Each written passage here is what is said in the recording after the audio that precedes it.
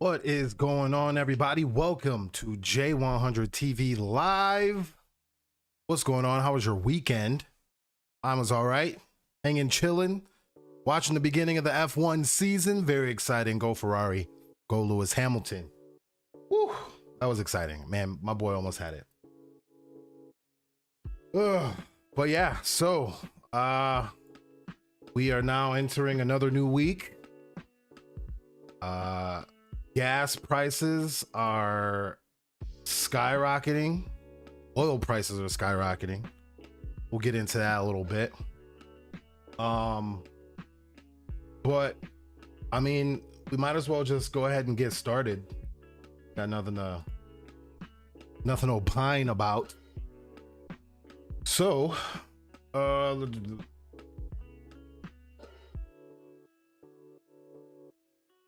the Iran war is continuing, and I mean, I'm calling it the Iran war, but what really is this thing? We don't have congressional approval. Congress doesn't even want to convene about it. So from like the technical aspects of war, to Congress, it's not a war. They're considering it like a excursion. I've heard excursion. I've heard war. I've heard all these different things, right? The president doesn't think it's a war, but calls the war. The Secretary of War, I can't do it. The Secretary of Defense, I can't stand Pete Hegseth, so I do not wish to enable him. So the Secretary of Defense, Pete Hegseth, has called it a war, but not a war. The generals call it a war, but not a war. The senators call it a war, but not a war.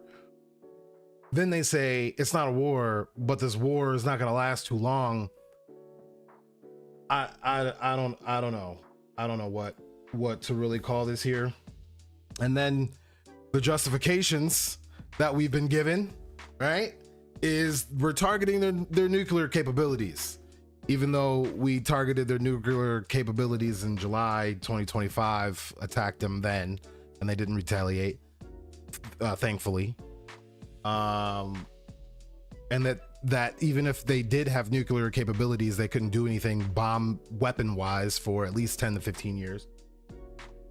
They said it was about regime change, but it's not about regime change, but it is about regime change because we killed the regime. And I guess that's like the first thing that we can kind of go over a little bit in detail. So let me pull this up for you here.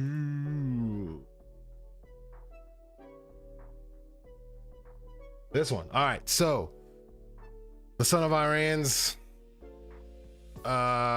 supreme leader Khomeini is replaced. So we got Mojtaba. Ooh, I don't even know if I'm saying that right. Sorry, brother.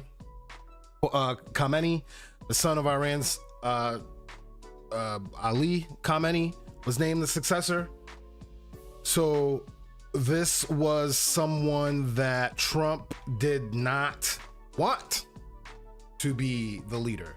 And that's the other thing when it comes to regime change. And it's the same thing kind of with Venezuela too. That's weird and ridiculous, is that you wanted a regime change, but the person that you put in charge in Venezuela was someone that was loyal to the administration and is telling the people like, hey, you know, we were probably gonna do some things like a little bit different, but ain't nothing really changing. So what was the point of lying about all the drug boats and lying about Maduro being, you know, a narco terrorist or whatever the situation is? And still to this day,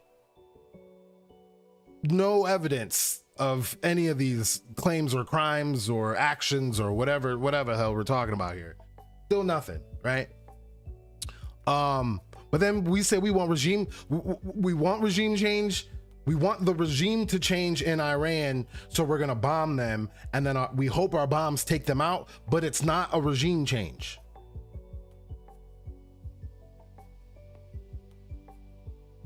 Like, do you think I'm dumb? And to continue on with the statement that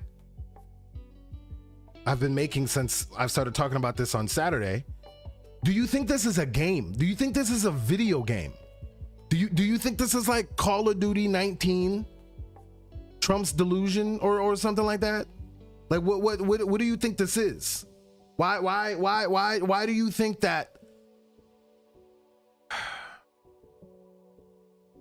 we're this dumb? I just want somebody to know.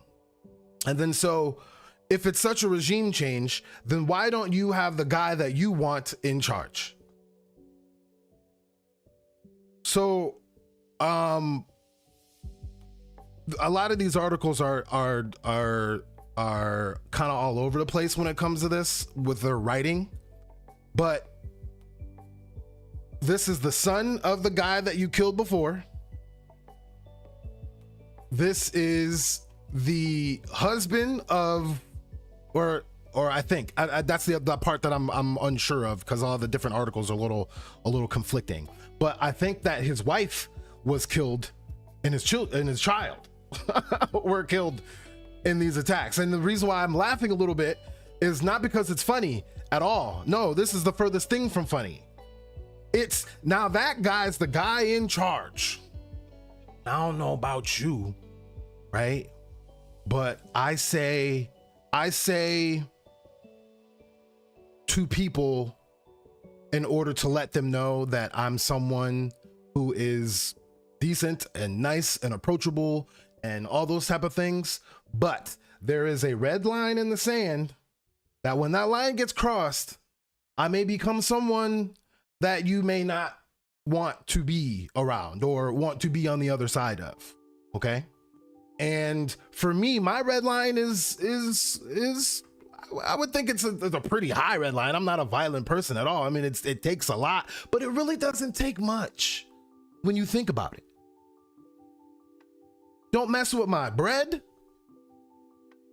Don't mess with my family. And don't mess with my name on like some like real type stuff. Like, don't mess with my name. In no certain particular order, depending on the context of the situation, right? But if you attack, if I'm the son of the leader who's been the leader since 1989, and I'm linked and interconnected with the politics and the policies and the interconnections and the behind the scenes backdoor type of things that are going on, and you blow up my country and kill my father?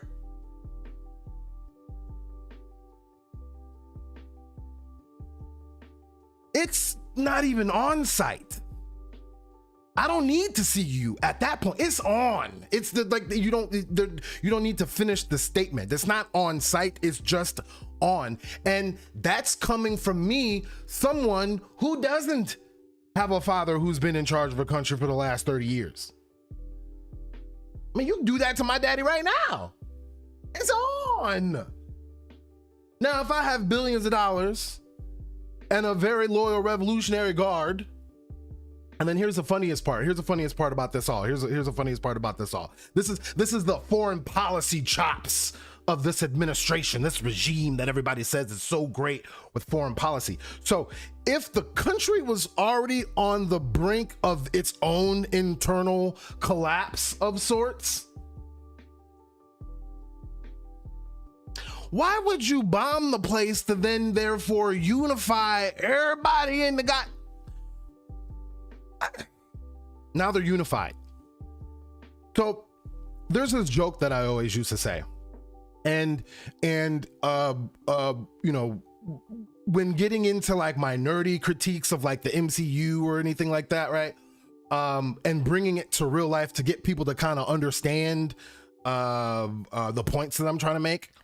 I like to use this idea of what would it take for in the world right now for the whole planet to unify as Earth? And it would probably take an alien invasion or an alien attack for us to be like, you know what? I don't like you at all, but them dudes over there are about to eradicate us all. So let's set aside our differences and let's come together and let's get rid of this alien invasion that we have right now. That's what it would take for, like, on an Earth type scale, for us to be like the Earth Federation and for us to look at each other as Earthlings and to kind of like separate from the nations and the races and ethnicities. And that's what it would take. For the most part, it would take an alien invasion. So then let's draw the scale back down a little bit and let's look at this as a nation state, ethnicity type of thing. If you were arguing with your mans over there, what would it take for you to become united with that man's over there that you was just arguing with about 5 seconds ago? And if you were to ask me,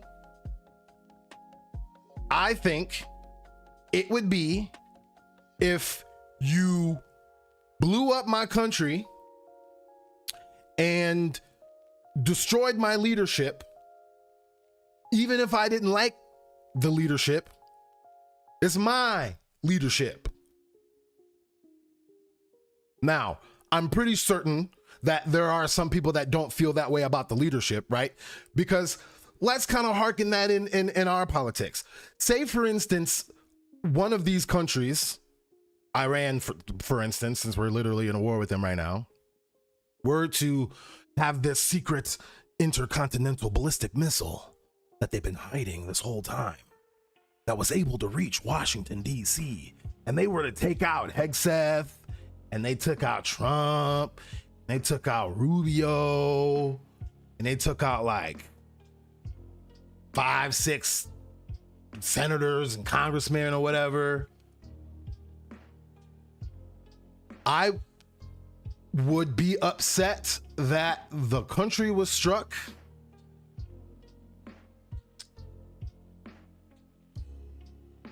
I don't know how I'd feel about the administration, but that's why we don't play these fucking games in the first place. The whole point of that exercise right there is to show why we don't play this fucking game in the first place. This is not a video game. And so now, the leader of a country that we seemingly randomly struck because this other country that we're influenced by wants to just go on a reign of terror and genocide, and we're going right along with it. And then we got this guy over here talking about, we got Trump over here talking about they're wasting their time. Khamenei's son is a lightweight. I have to be involved in the appointment. Why? Why do you have to be involved in the appointment? What do you need to be involved for? Who is you? The guy that just bombed everybody? So you think that that's how the diplomacy works. And then at the same time, you have to look at this from a strategical standpoint too, from Iran's standpoint. They're hurt, they're wounded. They have, it's been reported they got oil refineries and oil fields that were bombed, and you have black rain raining on the communities, raining on people from, and sewer systems lighting on fire from the oil spill off running into the sewer systems. Iran is hurt. Based off of how their president was speaking, they're prepared. They're not going to surrender. They're not going to try to put boots on the ground over here, but if boots on the ground were to come to them over there, they said they ready. They had their leadership completely obliterated, and then within the week, put their differences aside and elected a new supreme leader from from the photos and things that I've been able to see, again, not everybody, but a lot of people have come to show their support for how the country is handling themselves in this moment of aggression. And so from me looking in, from the guy outside looking in that don't even agree with any of this, you know, in the first place, I'm just over here giving my 2 cents. That's what J-OneHundred TV Live is about. Just me giving my 2 cents, right? A little different opinion, a perspective in a way that you may not have heard it before, right? It looked like they're not gonna back down, and that they're not afraid, and that they're ready for this, and that they're ready to entrench themselves and dig in. That don't sound like an excursion to me. Hegseth, generals, Trump. That don't sound like a small period of time to me.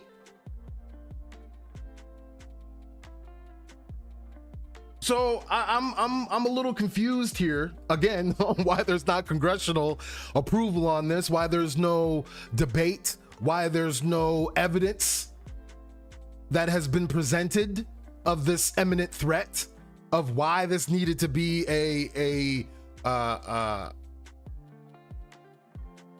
preemptive attack. Someone needs to explain that if we're going to be spending what has been reported in $1 billion a day. I thought we was broke. I thought we needed to rein back our money. I thought that we needed to do America first. I thought that we needed to make things affordable. I thought that we needed to worry about our gas prices. Don't worry about it. We're going to talk about that a little bit later. $1 billion a day on a war don't sound like something that's real quick to me.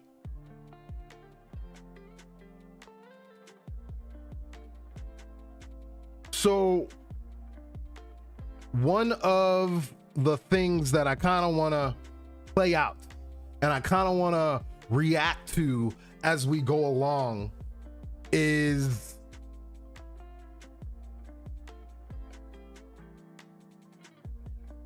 how this guy's talking about it,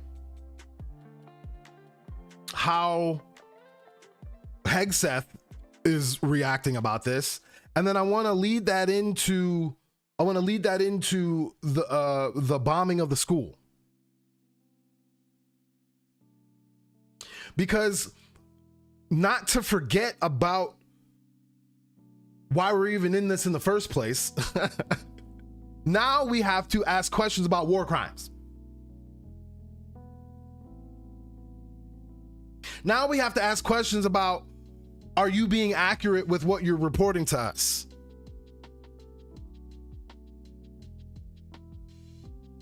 Because I don't know about you. Especially in what we would call what I'm gonna call the zone flooded fog of war, right? And what I mean by that is the administration is flooding the zone with, you know, we're gonna go to Greenland, we're gonna go to Cuba, we went to Venezuela, we're gonna do this, we're attacking Iran, blah, blah, blah, we're gonna do this, we're blah blah blah blah, and all these other things like that. And everybody's like, whoa, what is going on? You got the Epstein file stuff, which why is this dude not locked up? Why is he able to like walk around with these even with these accusations, right? I mean, you know, have all these things going on, and then so within the war, we have the school being bombed. We have questions about the casualty rate, and we have questions about how long this is going to last, how much this is going to cost, and how much this is going to affect the world, especially when it comes to energy. So I want to watch this dude's reaction. I want to hear what he says when he's talking to the media about such things. And I'm going to try to refrain from losing my mind when Hegseth opens his mouth, because I can't do it. I can't stand Pete Hegseth. So here we go. This war, or even putting troops on the ground in the Middle East? We're winning the war by a lot. We've decimated their whole... Okay, so I don't mean to pause, and I guess let me know in chat if the pause is too much. All right, I apologize in advance, but this guy says so much ridiculous BS in like succession that someone's got to call out a lot of it when it happens, and they don't. The media don't. The media doesn't when he's in their face. The media kind of does. They kind of like break it down later when they're discussing it later, but like they don't really bring up these things, right? So first and foremost, we're talking about boots on the ground. Winning the war by a lot. They're talking about boots on the ground. He's talking about winning the war by a lot. First and foremost, I don't know what this war is about. So since I don't know what the war is about, what metric am I supposed to use in order to judge if we are winning it or not? Or if what the administration says is winning is winning? Because what does winning mean at this point? If you don't like that Khamenei's son was put in power, that means you lost that part. So that's not a win. If destroying the leadership was supposed to throw them off, and then in less than a week, I mean, it was over the weekend, they didn't replace the dude. Efficient, quick and efficient. That doesn't sound like the slam dunk regime change that is supposed to be regime change. And they wasn't even doing nothing with the nuclear program anyway. Anybody even talk about the nuclear shit no more? I mean, they are, but like, as far as like, you know, the Iranians, they're not even talking about the nuclear program anyway, because there's no nuclear program to talk about. So what is winning? And by a lot, what are you even talking about? We've decimated their whole evil empire. It'll continue, I'm Did you? Oh, see, sure, for a little while. we decimated their whole evil empire, but it'll continue for a little while. Their whole evil empire. It'll continue, I'm sure, for a little while. Listen, it's not decimated. Very proud of the people, the parents. The parents were so proud of their boy, as they call him, my boy. In case the young lady.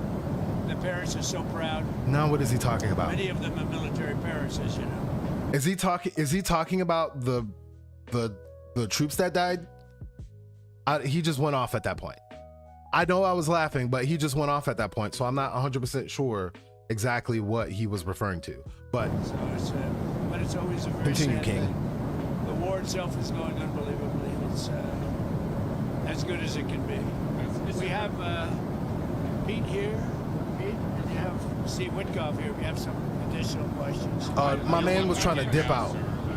You're 1 week in at this point. How long, as of now, do you expect Well, I think operations we've to continue? accomplished more in 1 week than anyone thought possible. We've wiped out their Navy, 44 ships. We've wiped out their Air Force, every plane.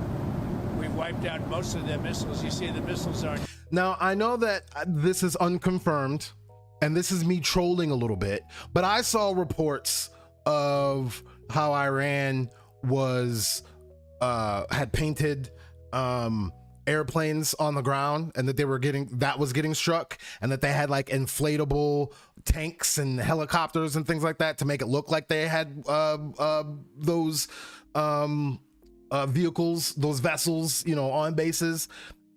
Unconfirmed, but I'm just saying they're not confirming anything either. So I'm not saying that's 100% true. I'm just trolling at this point and saying that those reports could be true. And then if that is what you're saying is the metrics for victory for this war, then why can't you lay out what it is that you're trying to do? So is it now trying to take out their military capability? I think we have a new justification. Coming much anymore. We've also hit the manufacturing areas where they make the missiles very hard. Their drone capacity is way down, and we've hurt them where it hurts, including about every form of leadership you can have. We've wiped out. You still expect up to 6 weeks total? I don't know. I never reject that, whatever it takes. But we've So you don't know if it's gonna last 6 weeks or not, and you're willing to do whatever it takes. But this is not a war, and you don't need congressional authorization for it. And there's no one in leadership.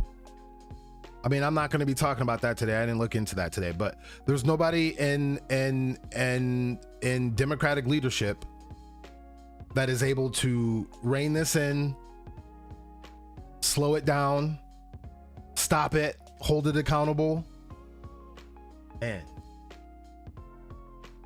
it's almost like the next decent president should just fund and pass universal health care and see what happens, since that's the precedent now, right? military is almost non-existent, if you look. We could hit the military itself very hard, but maybe we will, maybe we won't. We haven't made that determination. What do you think about gas prices? Gas prices right now? Are you worried about gas prices right now? No, this is a short excursion into something that should have been done for 47 years. 47 years it's taken to do. Okay, he's about to say some stupid shit, so pause time. So if there's any Trump supporters in here, please comment. I'm willing to have a conversation. I mean, I am informed and I don't put up with nonsense, but I'm willing to have a conversation if we're willing to have the conversation.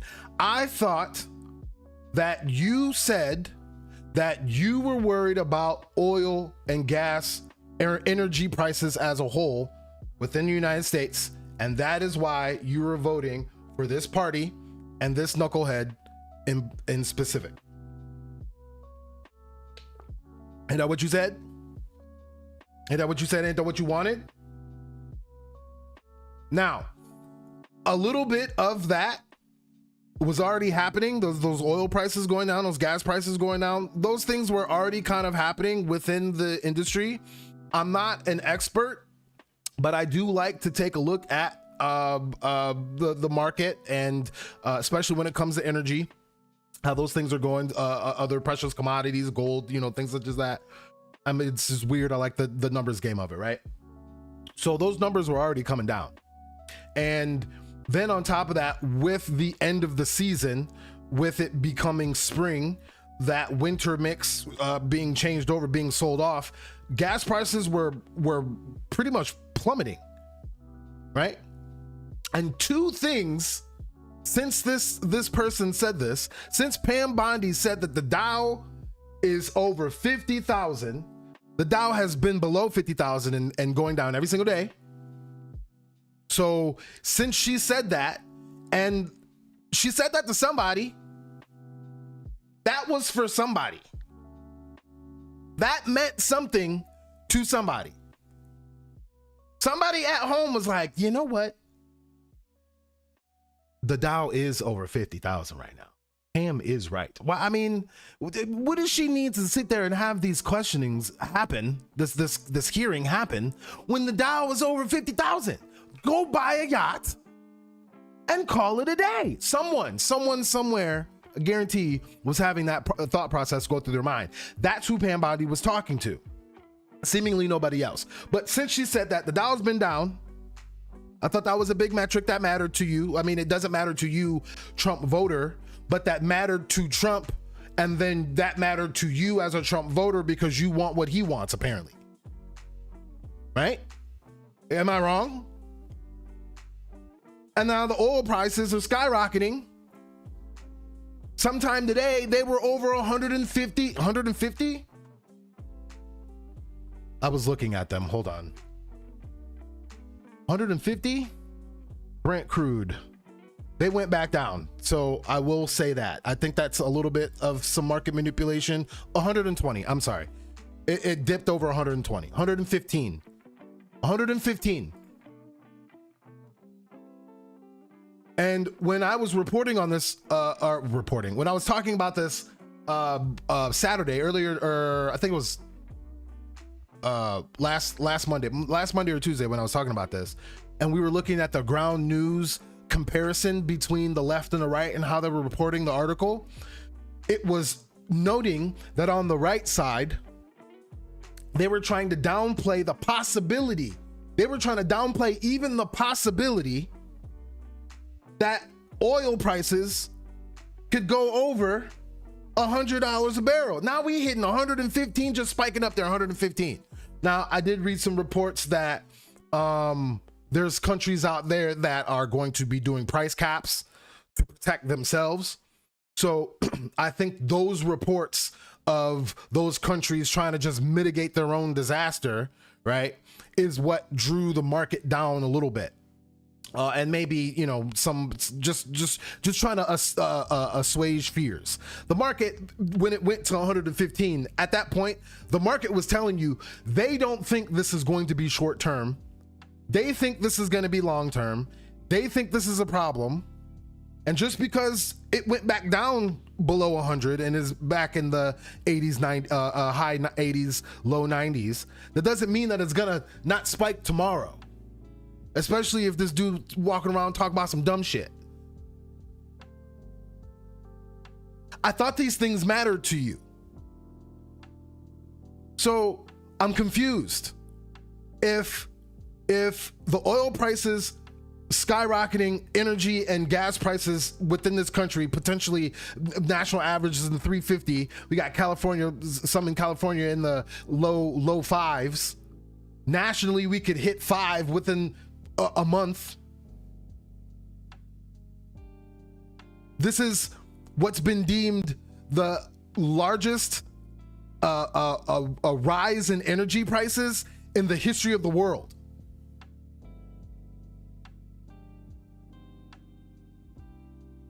And it don't matter? You just cool with it? Okay. He don't care. Mind you, he's talking about this needed to be done for 47 years and nobody, and for 47 years nobody's has done this.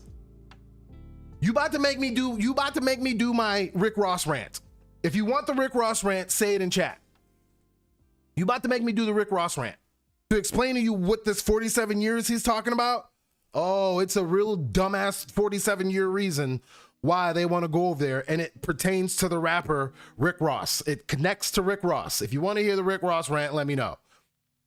But this dude talking about 47 years this needed to be done, so that means that we need to skyrocket energy prices to the highest they've ever been in the history of the world, and still give a half-ass, bare bones, not even making sense, still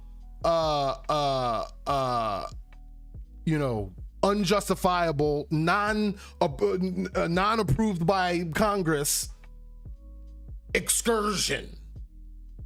Oliver North it. I mean, I could Oliver North it too. And you're worried you're going to end up coming back to Dover for more of these such dignified transfers. I'm trying to get to a point though. Sure, I hate to do it, but it's a part of war, isn't it? Who are you with? The Washington Post. When you say it's a part of war? So, 2 things happened right there that was fishy. 3 things that we're going to talk about real quick. 1, we're talking about dignified transfers. Now, again, if there's any Trump supporters in here or conservatives, you don't even have to be MAGA, you don't have to be Trump supporter, but you have to be a MAGA or a white person, because a white person is the only person that would have complained about this, who complained about Obama wearing a tan suit. Okay? Those people. Why is Trump wearing a baseball hat, saluting fallen soldiers coming back from a dumbass, non-justified excursion?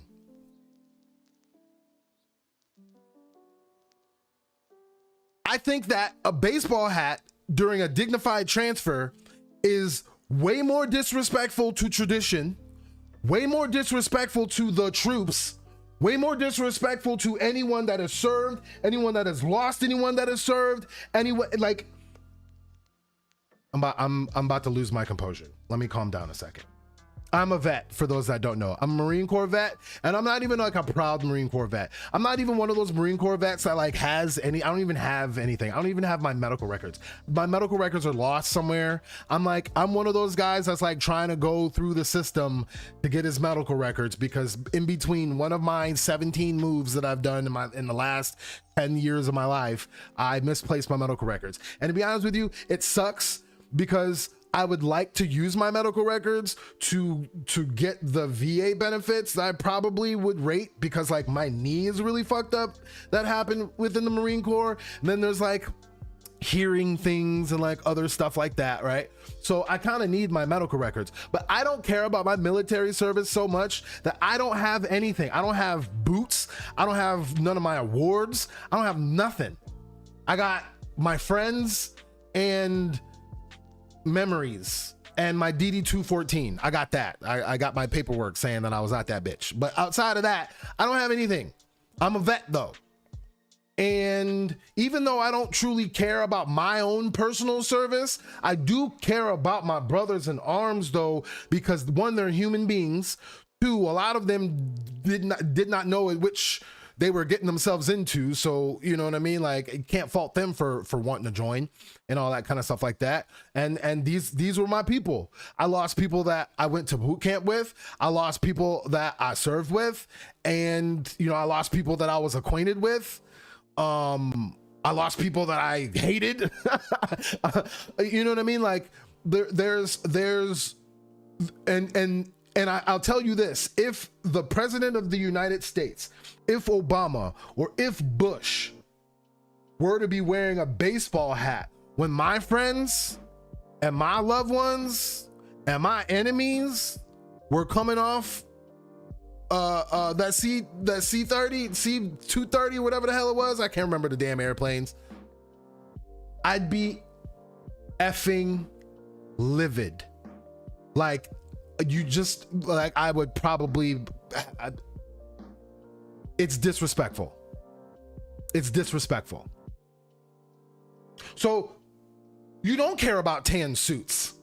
You didn't care about Benghazi, conservatives. Apparently. You want to know how I know you don't care? We gonna get into the casualties, but we got 7 U.S. casualties, some of which that came back over the weekend, and this mug won't walk around with a baseball hat. Oil prices surging, gas going through the roof, and you're just gonna co-sign with this, conservatives? The Congress is, the Senate is. You just gonna allow this? And this is why they're worried about the midterms, and this is why they're trying to change the election, which is also more fascist stuff. That do you agree with this? Talk about some 47 years. Take your fucking baseball hat off, bitch.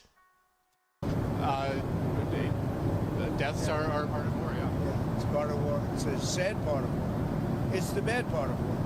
Mr. President, Then take your fucking baseball hat off. Elementary school in southern Iran on the first day of the war and kill 175 people. In my opinion, based on what I've seen, that was done by Iran.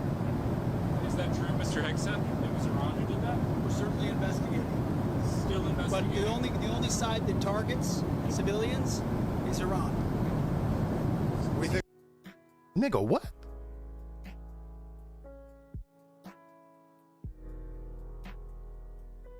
Nigga, what? Elementary school in southern Iran on the first day of the war and kill 175 people. in my opinion, based on what I've seen, that was done by Iran. Is that true, Mr. Hickson? It was Iran who did that? We're certainly investigating. Still But investigating. the only side that targets civilians is Iran.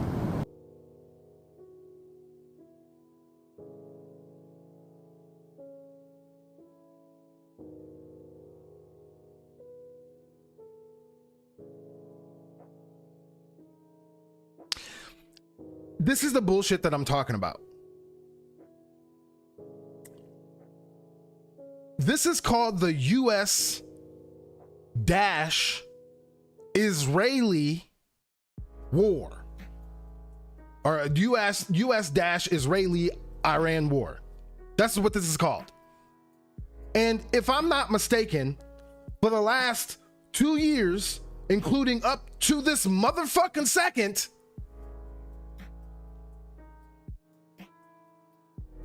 Israel has been genociding all the damn civilians over there in the Gaza Strip. So how you gonna sit there with a straight, oh my God, I hate this man. I hate this man with epic fury. Oh, we're investigating it. With Pete Hank says, we're investigating it. And the only person that attacks civilians is Iran. You win. And are we going to talk about the protesters? Are we including that in the civilian count? Okay, well, if they're including that in the civilian count, you got to include that in the civilian count. So the only people that attack civilians is all you bitches. All you niggas is bitches.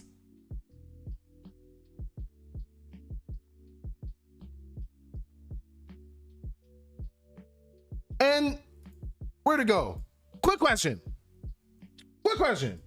P. Hexeth. Can I ask you a question real quick? Just real quick. I got a question. Just quick question. You're the Secretary of Defense, right? So I think that you would know what type of weapons the United States of America uses when they do their little war thing you like to do so much and beat your chest about. So let me ask you a question real quick.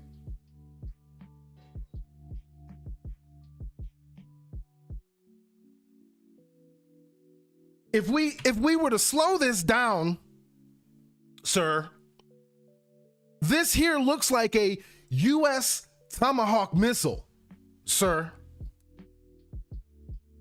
So let me ask you, just who else uses US Tomahawk missiles? Pete Hexeth. Trump. You bitch ass. Let me ask you a question real quick. Are you trying to say that Iran is inaccurate with US Tomahawk missiles that they shot at themselves?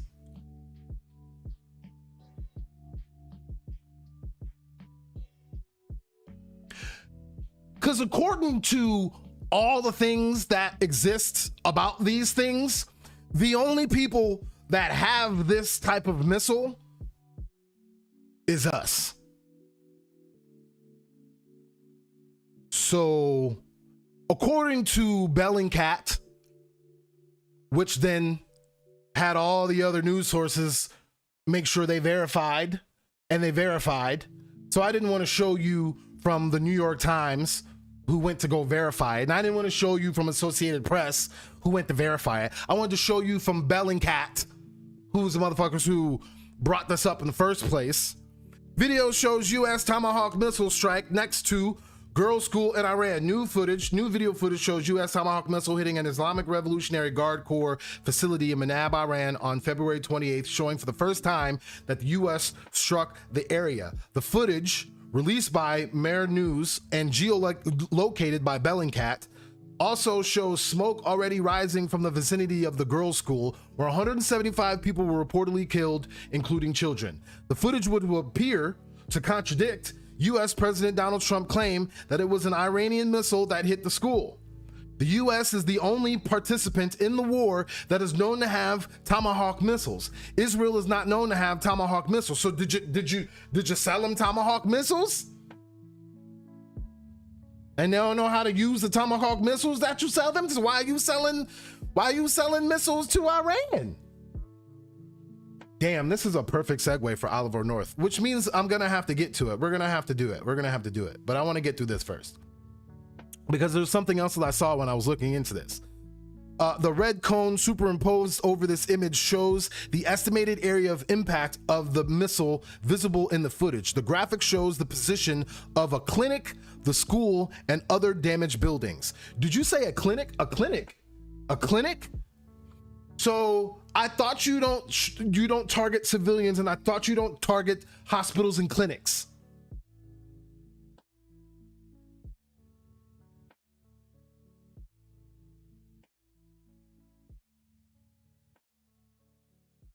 So this is the school right here. Right here is the school. Big ass hole in it. And this is a clinic. Big ass hole. Literally right almost smack dab in the middle of it. Like it was with surgical precision and epic fury.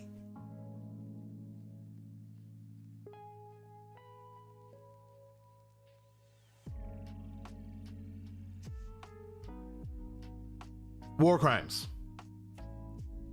War crimes. They're committing war crimes. And lying about committing the war crimes.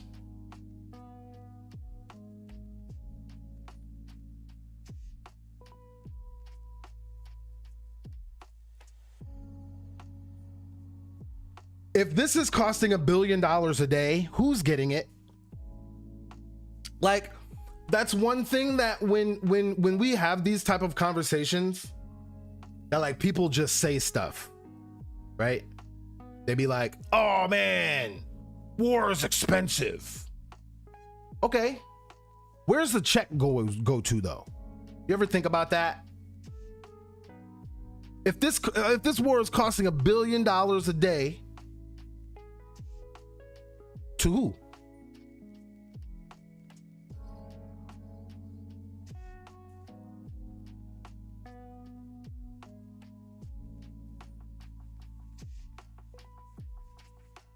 And for what? Conservatives, please, if you're in chat, I'm not farming for an argument or a debate for content. It's going to end up making decent content. That's not my intention. I'm truly asking and giving you the ability to have your piece. You said you were worried about all the things that are going up, and they're going up, and there's no justification for it. You say that you're worried about US aid and Doge money and fraud and funds and this and that. $1 billion a day for what? Please, I would explain it to me. I'm confused at this point because it's one of two things. Either you were playing idiotic 3D chess, idiotic 4D chess, idiotic 1D chess, where you thought that by saying what you wanted and saying what you were against, right, being what you actually wanted, and to get that person in power so you can actually do it. You're either that like insidiously, stupidly ingenious, or you are the most stupid political movement in the history of the fucking world. And because you don't know how to say you're wrong, and because you don't probably know how to read these articles, even know what's going on in the first place to say what you're wrong about, you're just going to continue to let it happen. And that makes you more cowardly.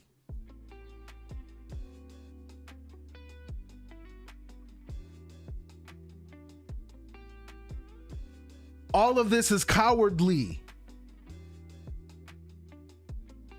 If I were to come to your house and take out one of your kids. I'm gonna use the kids as an example to make this example work. If I were to come to your house and take out one of your kids and be like, the reason why I did that is because they were selling drugs on my driveway, on my porch, they were selling drugs. There was a drug transaction that happened on my porch, so I needed to take out your child.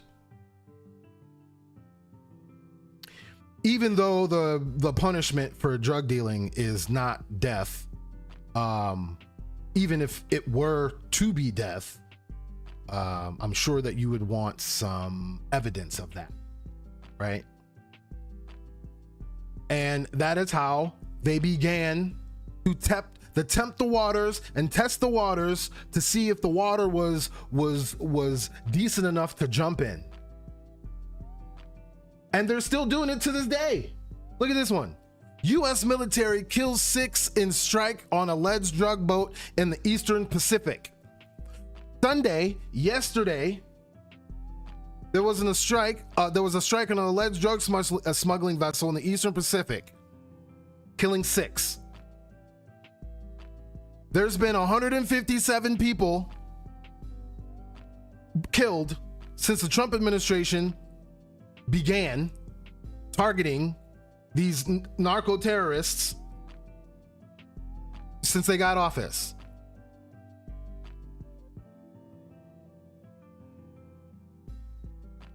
No evidence.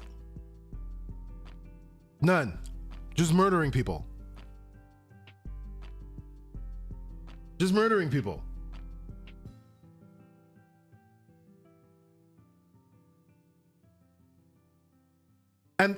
And then to top it all off, right?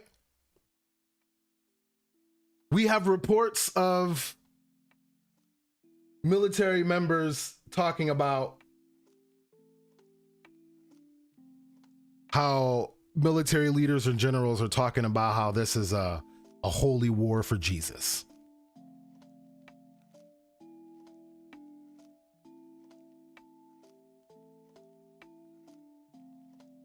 So you got the hillbilly trifecta. You have God, guns, and stupidity all wrapped together. God, guns, and by stupidity, what I mean is white supremacy. But white supremacy is so stupid, and the ideology of it is so stupid, and the whole basis of it is so stupid. It's just stupidity. So you got God's, guns, and stupidity, and you think that committing war crimes and killing children that don't have anything to do with this is gonna bring back your Jesus, man. I'm not a religious person. I grew up Jehovah's Witness, believe it or not. So when it does come to religion, unfortunately for you, due to my upbringing, I know way too much needless information that has stuck with me. So whenever you try to come at me, I can come at you 10 times harder with your own book that I forced myself to read twice, because what they do in the congregation or whatever is every week there's like, you read up to a certain point in the Bible. So what I did twice, it takes 3 years to do it this way. They cut the Bible up in amounts that you need to read within the week. And then within 3 years, if you start from Genesis and get to the end of Revelation, it takes literally almost 3 years. It's like 2 years and like 10 months or something like that. So I've did the Bible reading twice that way from page to page. And then I read it on my own, just because I'm a weirdo like that. So, the way that I interpreted this book is most of the things that really religious people claim makes them really religious is the thing that makes them the most evil motherfuckers on earth. So I'm not religious because I read it and I tried to be.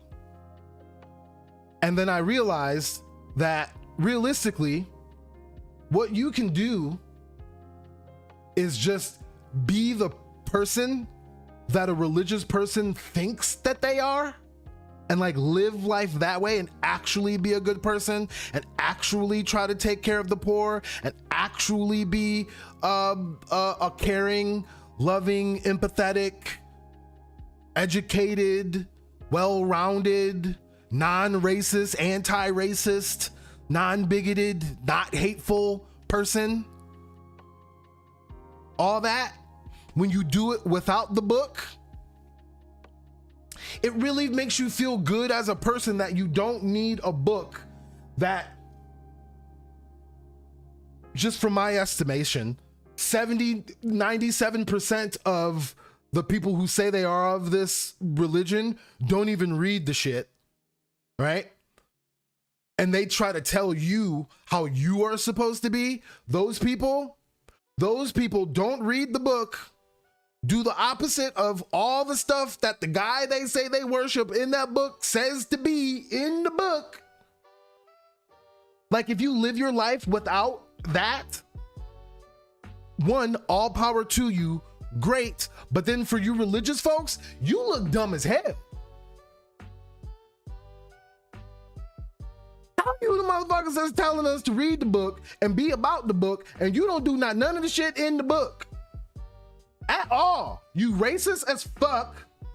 You kill children all the time. You allow for the death of children all the time. And then the funniest part about it is, you think that, and these generals think that the murder of hundreds of little girls and other people, but mainly little girls, who seemingly worship another guy, or in a country that for the most part damn near forces them to worship another guy different than you, the destruction and the murder of them is supposed to bring back your man's, who's supposed to be of love and what is it? Oh, my mom loves these Bible verses. What is it? The fruits of the Holy Spirit. Oh, my mom loves this shit. My mom loves the fruits of the Holy Spirit. There was this game that we used to play that she would love to play because it was basically going through the fruits of the Holy Spirit. The fruits of the Holy Spirit, for those that don't know, are 9 qualities listed in Galatians 5:22 and 23, which are: God is love, joy, peace, patience, kindness, goodness, faithfulness, gentleness, and self-control, which are not none of the fucking things that you see happening in Iran. None. If you get joy out of bombing civilians, you ain't got no fruits of the Holy Spirit, bruh. The second fruit of Holy Spirit is peace. Blowing up a clinic in a school because you say that they weren't coming to an agreement, that they over the weekend were like, hey, we about to come to. Oh, you done blew up my school over there. What'd you do that for? We was coming to it. That ain't peace. Nor patience. The way you talk about them ain't kind. I don't know about you, but especially when it comes to like Black people in the United States of America, and the way that we are supposed to feel about things that happen to us in our own country, it's told that being nonviolent is good. Well, what is dropping bombs on school children? And if being nonviolent is good and dropping bombs on school children would be bad, then goodness is a fruit of the Holy Spirit that is not being followed. Now, when it comes to faithfulness, I don't know, that can be defined in a couple of different ways.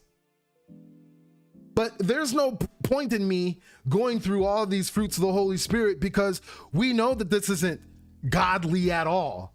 Like, it's so weird to me as someone who is outside of the religion, like fervently outside of the religion now. I truly, as a human being, wake up every morning wanting to be a good person, and in situations that I find myself in, look for ways to try to be a good person. You want to know why I do that? You think I do that for clout? You think if I did that for clout, I would have more than 400 and something subscribers and more than 5 something viewers in chat right now. So it's not for clout. I don't get paid for it. Being a good person is the thing that gets paid the least in this capitalistic system that we live in. No, I do it because one, it makes me feel good as a person, like just doing the right, it's just the right thing to do. And then I also live by the mantra, like, I would want someone to do it for me.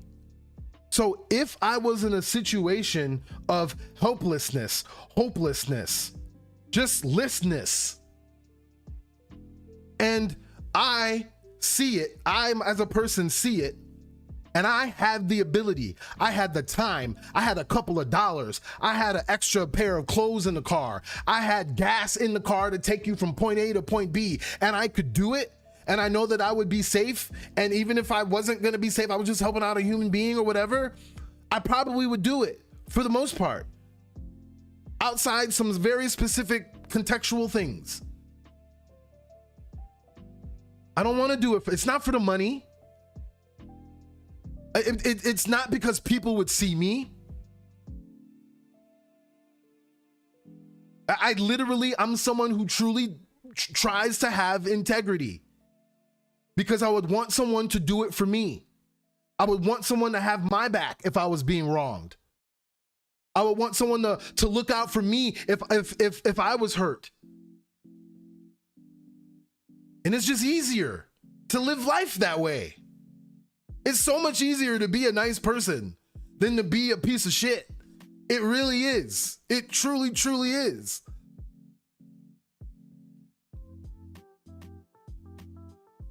So when I look at religion, and when I look at what it's supposed to be, and how religious people, what religious people like think that they are, and like how I would view them if they were truly that, is the complete opposite of everything the motherfuckers who throw the Bible in your face say that they are show themselves to be, is what I was trying to say. They are the opposite of that. The most racist people in the world is a Christian.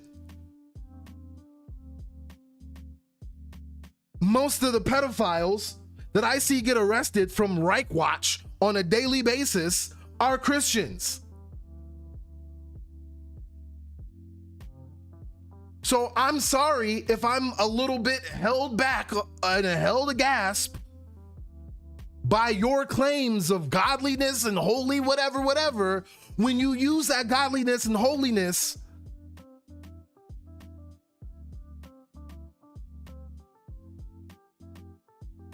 to blow up a school and a clinic.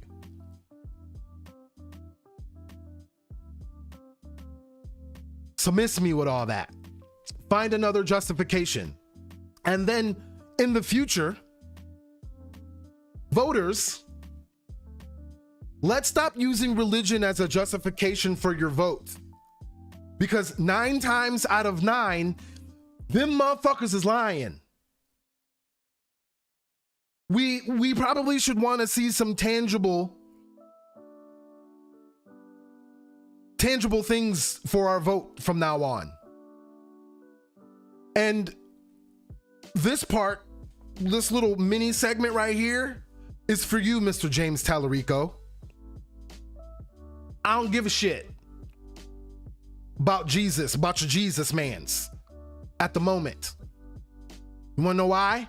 Because apparently Jesus mans wants children to be dead. So on this campaign trail, you talk about how you gonna end this shit. You talk about how you gonna hold these dudes accountable. Not about your little space beard pimp guy out in the sky. I don't want to hear about none of that shit. Tallarico, nothing. Tell me what you gonna do, or you ain't gonna get no votes. I don't even live in Texas, but I got good word. I got good word from some folks in Texas that what I'm saying isn't very off. So miss me with all this Jesus stuff, bro. Because let's take a look at the next thing that I want to get into that I feel is being misrepresented. Therefore, a lot of the things that have been said, a lot of the things that have been told, a lot of the things that have been reported that are that the United States is saying is not true. I don't know. I'm not sure. And that is the death rate, the casualties. So this is from Reuters as of, let me update it. As of 6 hours ago, Iran has at least 1,230 people killed, including the 175 schoolgirls and staff killed at the school in Manab. It's unclear if the overall death toll included the Revolutionary Guard, but they say they got about 1,200 people killed in Iran. In Israel, the military, they said that they have 11, I believe. Where did I go? 11 civilians have been killed, including 9 people in an Iranian missile strike. And so they had 2 soldiers killed in Lebanon, so they have 11 casualties. The U.S. says that we have 7 service members. One, as of, I believe it was, I want to say it was Saturday, but maybe it was Sunday. I don't know. There was a blur. Lebanon has about 400 people killed from the Israeli strikes, including 83 children. So again, Pete Hegseth said that the only people that kill civilians is Iran, but that don't seem to be true. So I don't take your word on these strikes. I don't take your word on you lied about hitting the school. You say that the only people that attack civilians is Iran. So that's 2 lies, right? Just for those, just for this thing that we're mentioning right here, right? Saudi Arabia has 2 people killed. Bahrain has 1. Kuwait has 1 child killed in Iranian attacks. In Oman, 1 person was killed. UAE, 4 people were killed. Syria has 4 people killed. And Iraq has 15 people killed.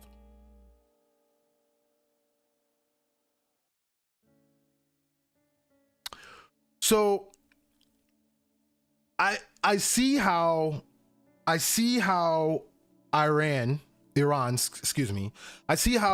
has as many casualties as they have, because they are being directly struck from 2 bully ass countries with immense firepower. And even though I'm sure they have defenses, don't have enough defenses to, defend from a rash of or from a caliber of attacks that high. So I can see why Iran has so many casualties. But I don't quite understand, just from a logical point of view, how Israel and the United States have so little.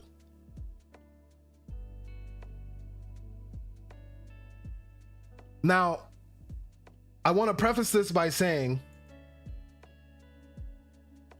I don't want any person, be honest with you, to be killed for this, for Trump, for anything, unless it's truly necessary, like you touch kids. More on that soon. Because of that, I don't want to see, and adding to that, I don't want to see any US soldiers be killed. Especially considering that there's no reason for this war and it's not justified or approved. So they're committing war crimes. So I don't want any soldiers to be killed because I don't want any soldiers to be doing anything because you're doing war crimes. For pedophiles and murderous thieves. Like, what are we doing? But for the amount of strikes that happened at most, if not all, of our Middle East bases, unless those bases were completely evacuated and all the people were put into an underground bunker like some Neo Genesis Evangelion type shit where everybody's living underground, right? I'm not understanding how so much attack can only produce so little casualties. And if that's the case, if we only have 7 casualties, then most of the casualties came, almost half of the casualties came from friendly fire. So there's a couple of things here that don't make sense. Either this war, this excursion, sorry, I'm trying to use his words. Either this excursion that is supposed to be really quick and is going so well is inept as fuck because you're killing your own people, or you're lying about the casualties because you don't want the American people to know how many casualties there actually were, because if we knew how many casualties there were, we definitely wouldn't let you do this anymore, and you probably wouldn't be able to be president anymore, because there should be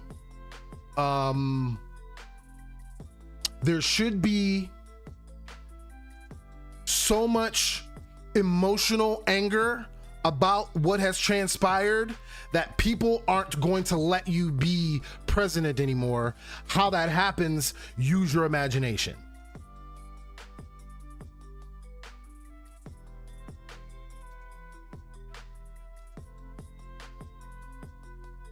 The Pentagon hits back as Iran's wartime leader makes outlandish claim that soldiers have been taken prisoner, an unhinged rant. So Ari Larijani tweeted, in translation, some American soldiers have been captured. They are lying that 5 to 6 American soldiers have been killed. Later, under the pretext of an accident, they will inflate the number of casualties. So basically, Ali is letting us know that they want to do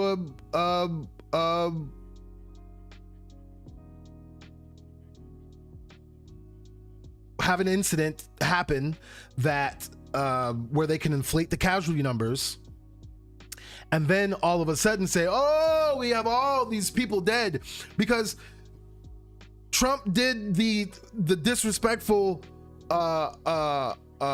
dignified transfers for the ones that came back already, the 3, but I don't think Trump got enough time, or there's enough sergeants and gunnery sergeants out there to go to the hundreds of soldiers that have been dead from these attacks at the other bases, to give all these ridiculous speeches and statements that he's been given, talking about, you know, for 47 years, somebody should have did this for 47 years. It's probably going to take you 47 years to reach out to all the parents that lost their kids over the weekend from the strikes. Because ain't no way. It just to me, it doesn't really make sense. Now, I really truly want to preface this by saying and making it 100% abundantly clear, if I didn't already before, I do not want there to be any more casualties from anyone.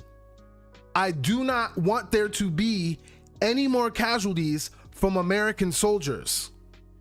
So, the reason why I'm upset about this is because I think very clearly that these motherfuckers are lying about how many soldiers have been killed over the weekend. They lie about everything else.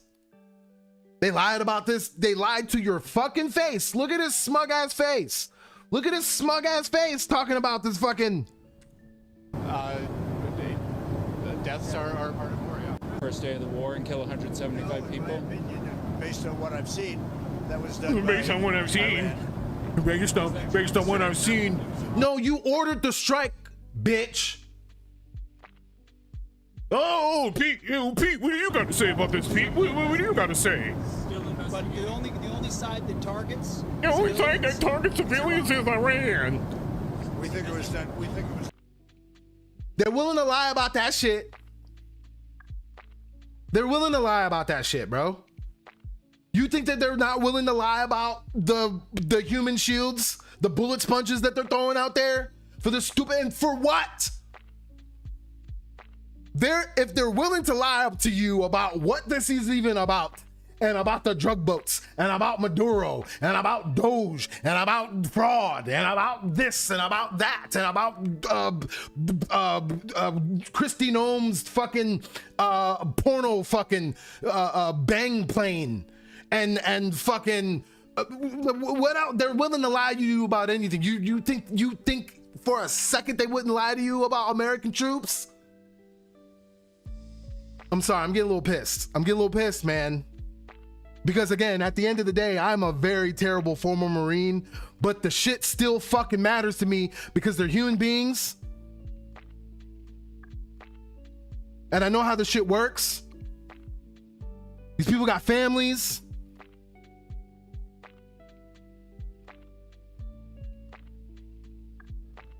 Larjani is saying that the true number of casualties is over 500.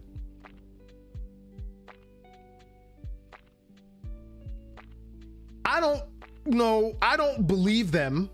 That number, I'm not sure. I don't know how they would be able to count that. So I don't necessarily believe that number, but I do believe that there's more than 5 or 6. I'm sorry, 7. I do believe that there's more than 7. And I definitely do believe that they're under the pretext of an accident, they're gonna inflate the numbers even more. I still think they're gonna do that, even though this dude already called it out. You know, Pearl Harbor type event to get everybody unified. Call me a conspiracy theorist, but it's so funny, and I think now calm me down a little bit, right? And I think I'm done with that point. Yeah, I am. We can get into the Oliver North rant for those that patiently waited. And if you've enjoyed so far, please like and subscribe, all that other good stuff. But bring a friend. Go grab a friend, because the Rick Ross rant, Oliver North rant it's historical and entertaining at the same time. And I believe that your historically minded friends that care about this would enjoy that. But one of the things in school, oh, this disrespectful fuck. I can't look at him. I'm sorry. I can't. Let me full screen this. Let me undistract. Let me put this on something else. Nope, that's disrespectful too. Let me put that on that. And then let me do that so I don't flip out here, because Trump is. So one of the things that got me interested in history was I don't know, the way high school and middle school, no, I think it was high school, the way high school laid out American history, especially from the Spanish American War, because that's when they started to be Djangoist.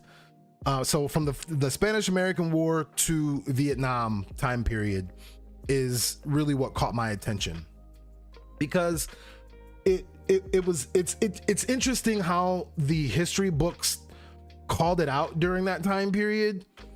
But then for me, being, you know,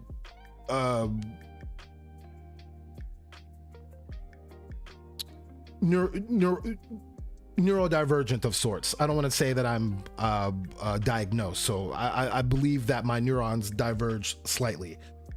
I can't call it, but I have a feeling they do. But it would always make me question how things moved, because I noticed the pattern, right? So when it came to the Spanish American War, the history book was talking about the yellow journalism that was happening and how we were being like very disrespectful to the Spanish in order to drum up support for the war. And during the time, I didn't really quite get the reason why they would want to do that. Like, you know, if Spain was so bad and if Spain was so this, what did they need to do yellow journalism for in order to get people, you know, to support it? But then, you know, the more I learned about America and their wanting of Cuba and their bloodlust for Cuba over many centuries at this point, almost 2 centuries at this point. So that's why, you know, the US-Cuba relationship is just so very interesting, because America's called dibs on Cuba for a long time, and they still don't have it, and they still won't get it. That's the part of the reason why Trump wants to go to Cuba. We'll get to it one of these days. But when it comes to the yellow journalism and all that stuff like that, so if you're willing to lie about what Spain is doing in order to get support, and I'm like 13, 14 at this point, if you're willing to lie about why you need to get support for Spain, do we need to support it?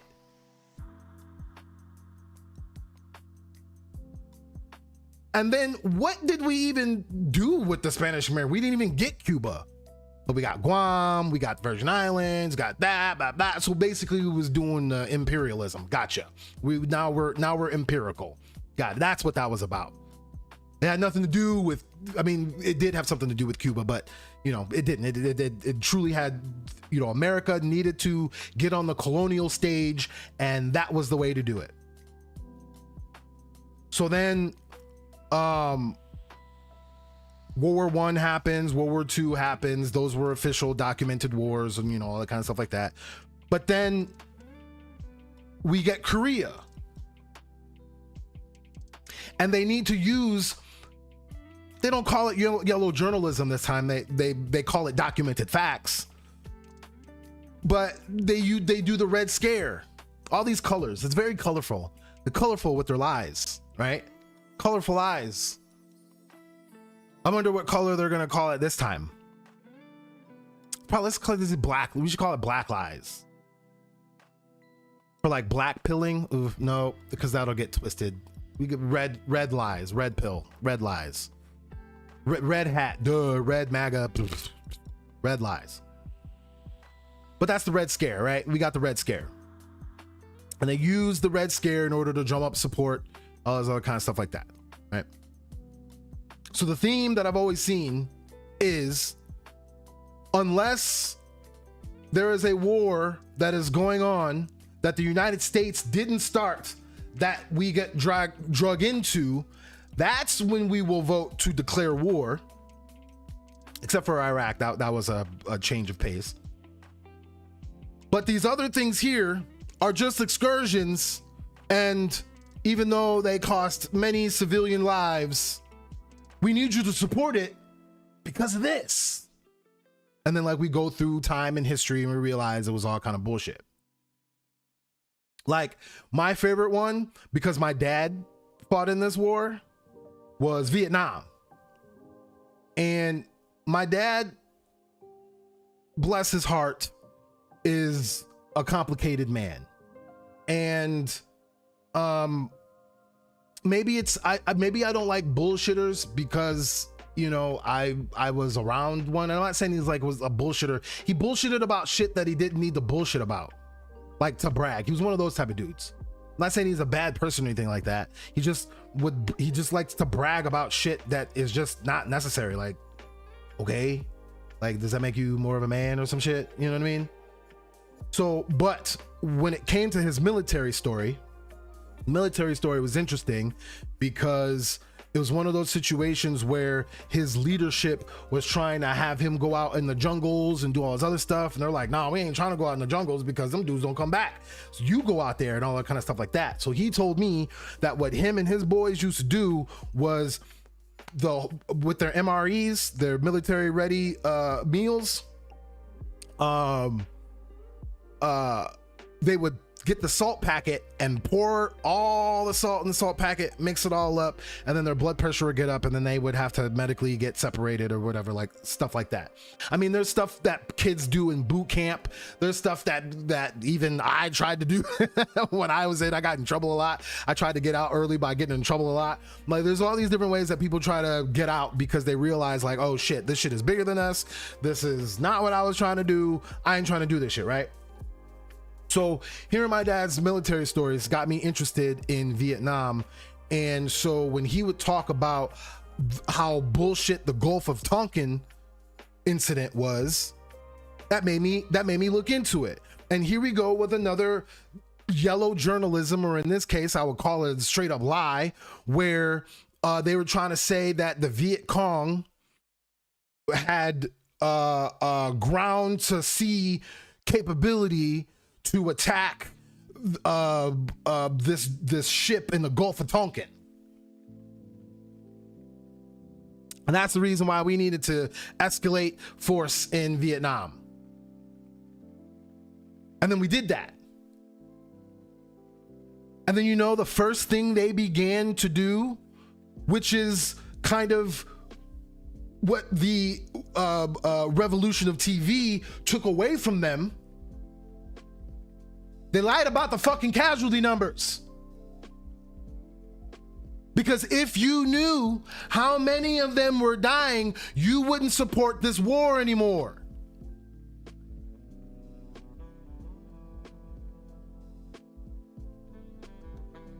So Oliver North, Rick Ross, Ronald Reagan, Iran, the rapper Rick Ross, what's his real name? Hold on. Rick Ross, the rapper,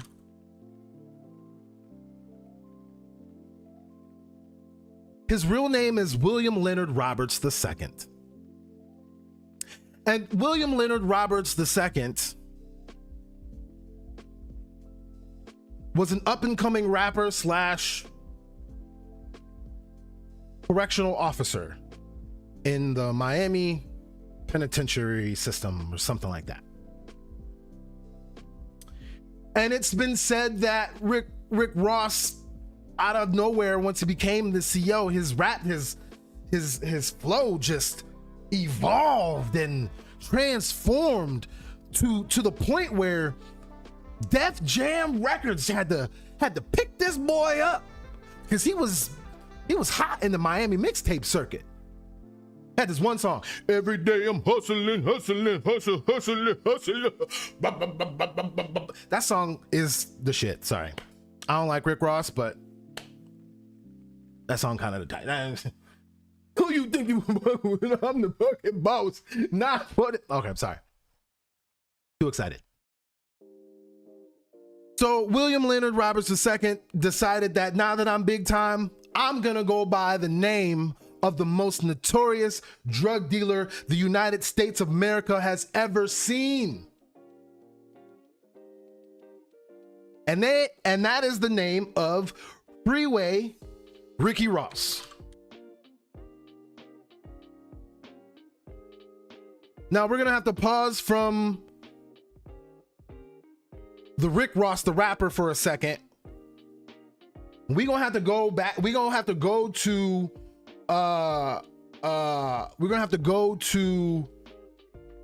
the 80s, late 70s, early 80s, late 70s. And Ricky Ross, even though he was a terrible student, didn't really go to school, he was really, really, really, really, really good at tennis. Like really good at tennis. Like before Serena and Venus and the Williamses, it was Ricky Donnell Ross. And again, he didn't really go to school, so he didn't have any like high school backing or anything like that. He was just good at the sport. So in order to make some money, he played at country clubs. He was good enough to play at country clubs. Rich white people enjoyed having Ricky Ross come play tennis with them because he was so good, right? And while he was there, you know, he had a little side hustle where he would coach kids, but coach, you know, the clientele of the country club. So as he's coaching the clientele, showing them how to, you know, get their backhand a little strong, you know what I'm saying? How to get a little forehand swing to be a little bit more accurate. He got approached by this man's. And they say, hey brother, how much you making coaching these rich white people? These are white guys, by the way, but I'm just saying, how to play tennis when you could really make some money. What you talking about? All right, we got this cocaine we can give you. If you be our guy here at the country club, we'll give you the stuff. You make your little sales, give us our cut, go on your merry way. You'll make way more money than you'll make coaching tennis. So he started selling drugs at the country club. Selling drugs at the country club, I mean, probably get a little hot, right? You don't want to be there on the premises. That spread out. He created a little street organization. Now he's got a street organization going. So he's got his country club money coming in. He's got a little bit of the street stuff going on, starting to create a little conglomerate going down over there in Southern California. Business is getting good. Business is getting a little too good. Same dude comes up to him a little while later and says, hey bro, you're doing real good selling our product. I got this new product for you. See, come over here to this guy over here. We'll show you how it's done. So Freeway says that he goes to this guy's house and they show him how to do the operation. You get a little baking powder, get a little water, you heat it, you stir it together, you heat it at such a temperature, let it sit just right, it'll rock up, it'll make this cocaine that you were selling there at the country club way more potent. Okay. Business explodes. Freeway Ricky out here in the streets in the 80s is making over $1 million a day back then selling his shit.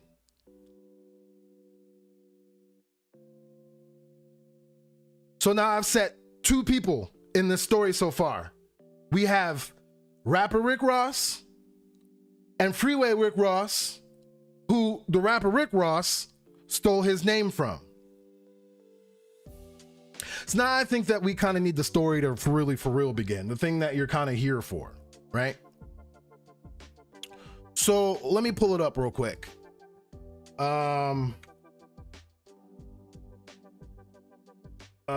me see.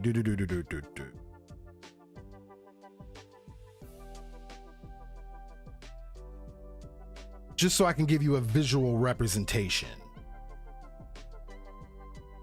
Because we're gonna do this a couple different ways.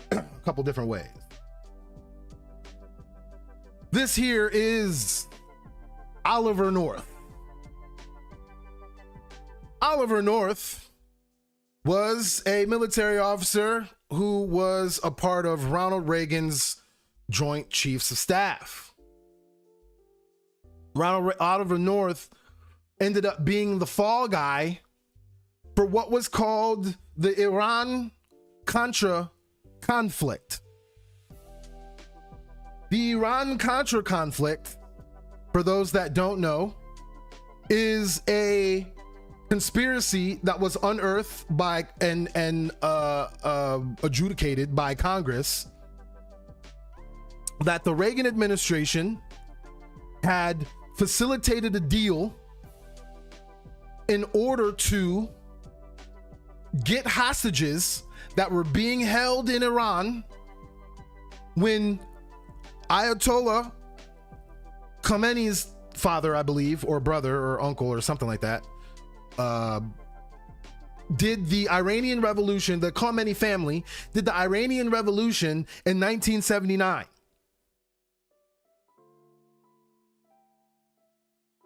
What ended up happening was Oliver North and others facilitated a deal where, in getting the hostages back from Iran,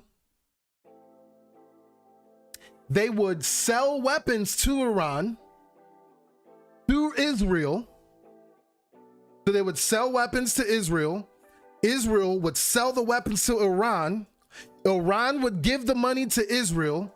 Israel, because the United States got to get paid for this deal going through, right? They sold the weapons. The weapons deal was a part of it, and the hostages were a part of it. But the hostages and the weapons don't have equal value, so they wanted some money back from the weapons deal. And the money that they got back from the weapons deal, instead of it coming to the United States of America, it went to a fascistic, right-wing, murderous warlord group in Nicaragua called the Contras. And to repay the United States government for the funds and support that they were giving to them to get rid of the left-wing socialist, what were they called? I'm forgetting the name. One second. Left-wing Nicaraguan fighters against Contras. I think they're the Conquistadors, right? It was prominent left revolutionary. Sandinistas, that's what it was. Not Sandinistas, that's what it was. The Sandinistas. Nicaragua wanted to do a leftism. United States of America said, we can kill many birds with one stone. We're gonna fund this right-wing group to go over there and murder all these Sandinistas. And the Nicaraguan Contras said, hey, we don't have the cash, but we can pay you back in cocaine. And then all of a sudden, especially during Ronald Reagan's administration, there was this big boom of cocaine that just infiltrated the country. And especially on the west coast of America, where Freeway Ricky Ross resided, there was this epidemic of crack. They call it the crack boom. Where was all this cocaine coming from? And how was all this cocaine being converted into this other more potent drug? What is all this happening? Oliver North is the guy that took the fall for Ronald Reagan, so Ronald Reagan can be president, even though Ronald Reagan facilitated this bullshit to happen. So United States of America is real. Y'all like to elect the shittiest motherfuckers on the face of the earth. Y'all like to do that shit. I mean, I'm a United States of American too, so I'm part of that shit. But I actively try to not have the shittiest people on earth be elected the president of the United States of America. But they are. You would think that someone who was implicated in something so fucking terrible would be still locked up. But no, this nigga old. He old as fuck. Look at him. Old as fuck, smiling, living his life on Fox News, giving interviews and all this other shit. Nah, he been out. What this nigga? I forgot. I ain't keep up with the story after that because I don't give a fuck about no Ollie North. But how did he get out? He got out 27th next president. So Ollie North got to be the president of the NRA. Damn, he got out early. So North was indicted in 1988 on 16 felony counts. And on 1990, it was vacated because he was pardoned. So, and then he tried to run for politics. He tried to be a senator. You know, look at that. Look at it, just getting power after doing the biggest fuck shit things that led to things today. Wow, look at that. Now, the story still doesn't truly begin here. Where to go? The reason why Iran even had hostages in the first place is the true beginning of this story. I had to set things in motion, right? Give you little draws in there, put some points, because when it all comes together, it's gonna be really stupid and very entertaining at the same time. So, in the late 1800s,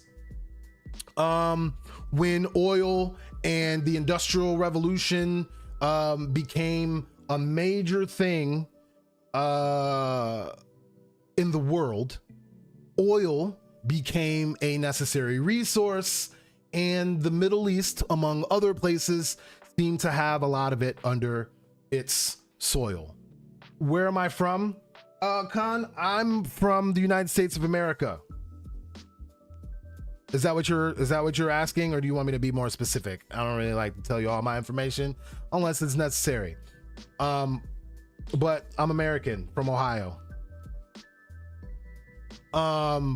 And through this Industrial Revolution, there's these companies that started to become prominent. British Petroleum being one of the most prominent in the world. And if you know anything about Europe in the 1800s, sir, USA people supports Israel or Iran. Not everybody.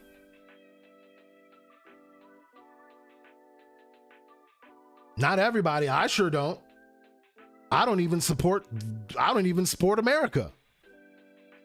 So you got the wrong one for that one.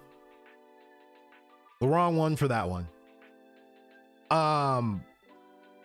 And so again, if you know anything about the 1800s in Europe, well, they were colonizing all over the goddamn place. They were taking this country and that country, and this is mine and that's mine, and oh, I'm gonna do a little revolution over here and steal your stuff. And so that's part of the reason why British Petroleum was so big, is because they were colonizing people's oil resources. Hold on, I pause.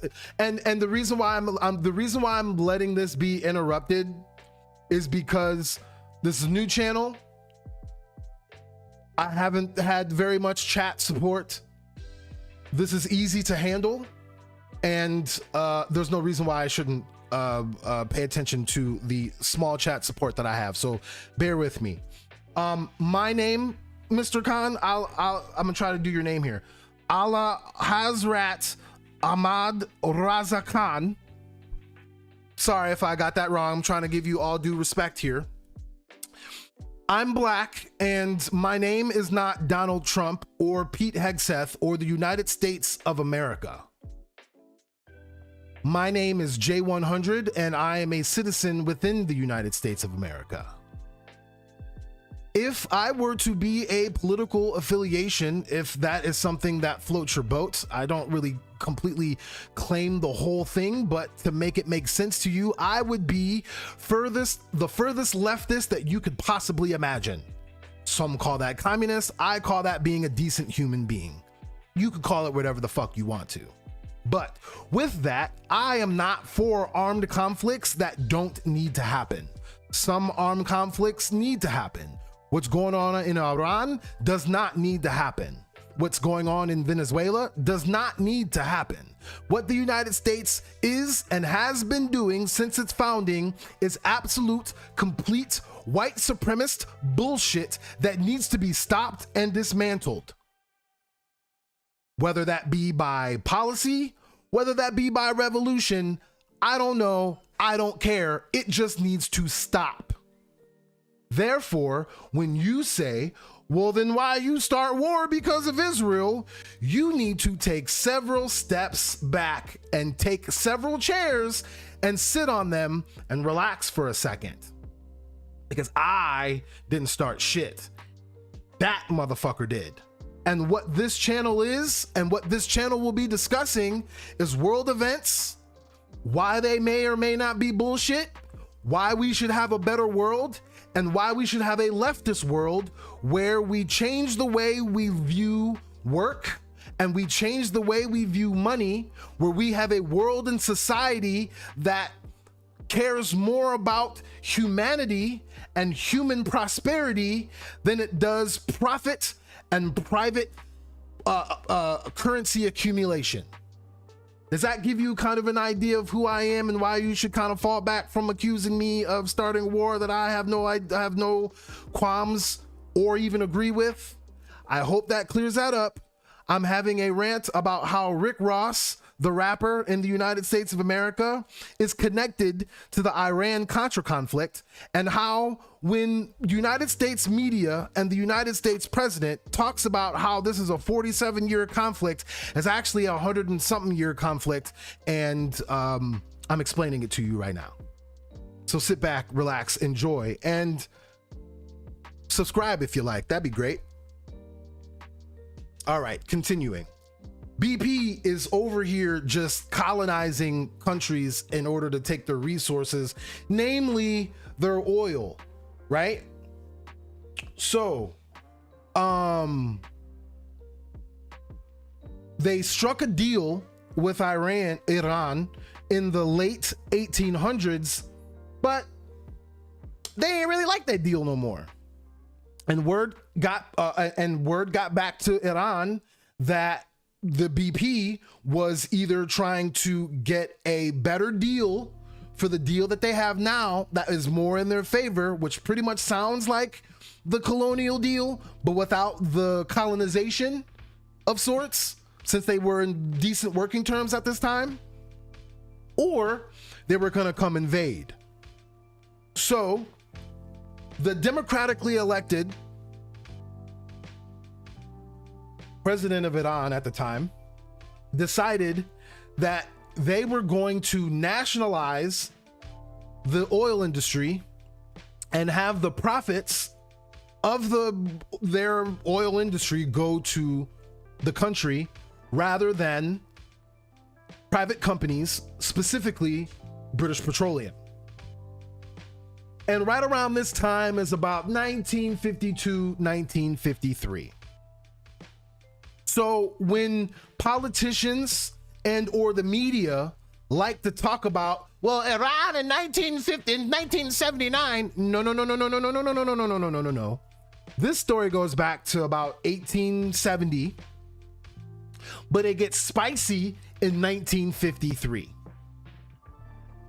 So in 1953, the British MI6 British Petroleum, in conjunction with the British MI6 and the US CIA, among other countries' intelligence agencies, joined together to do an operation. I forgot the name. Let me pull it up real quick. 53 Iran coup.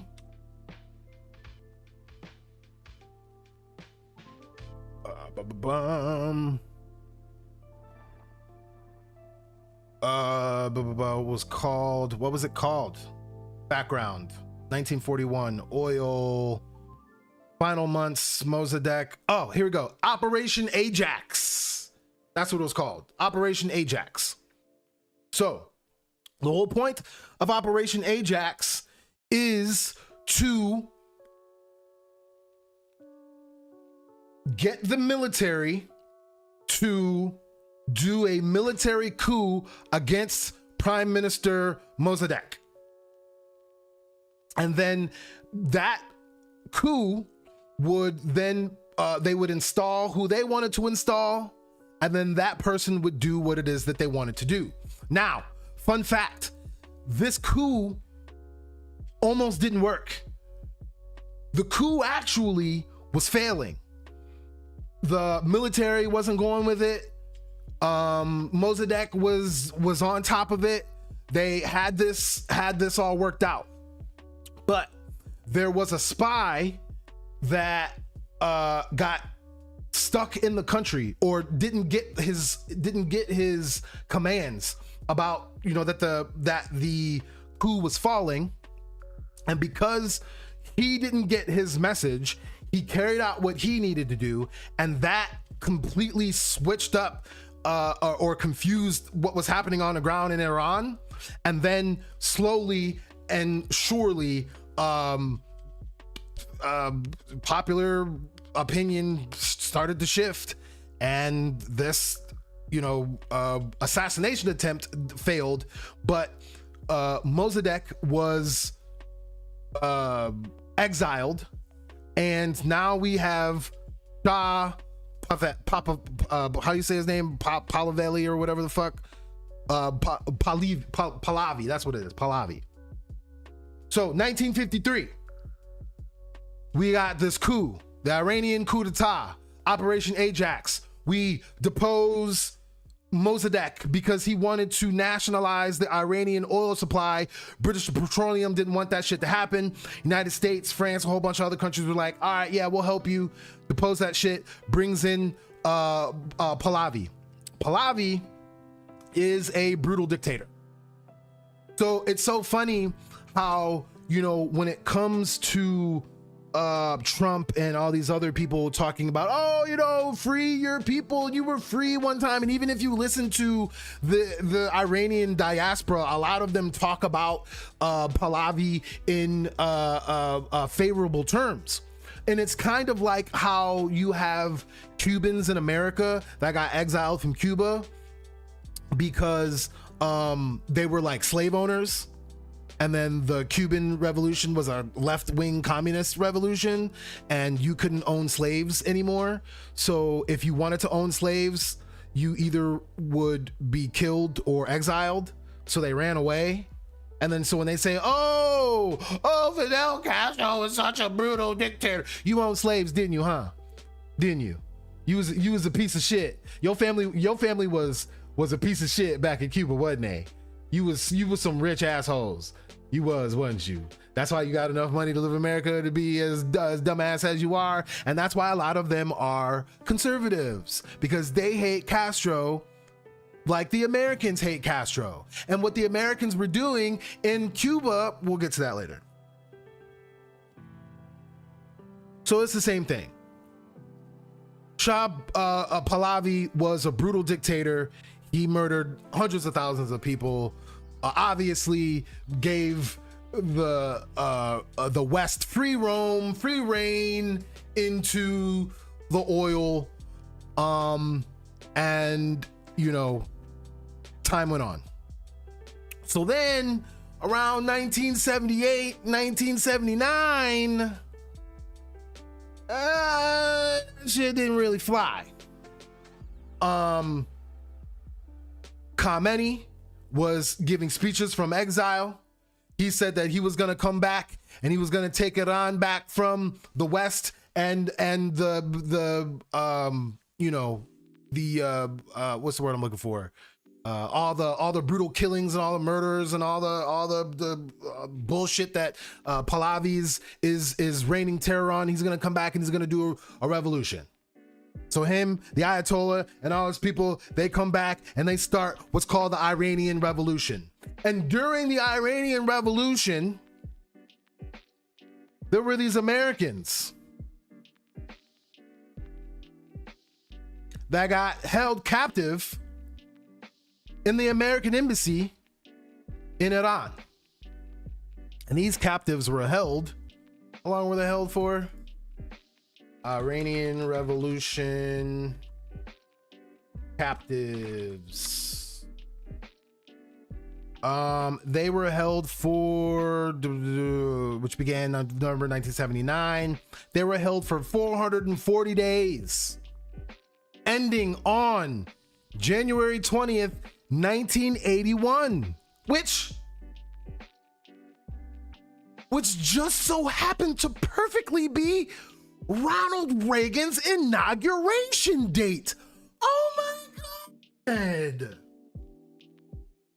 It's almost like Ronald Reagan, specifically behind the scenes, planned out all the things that led to the captives being freed and Ronald Reagan becoming president. Oh my God. And Ronald Reagan becoming president is one of those times in American history where you can literally, with a pin, point to the beginning of the end.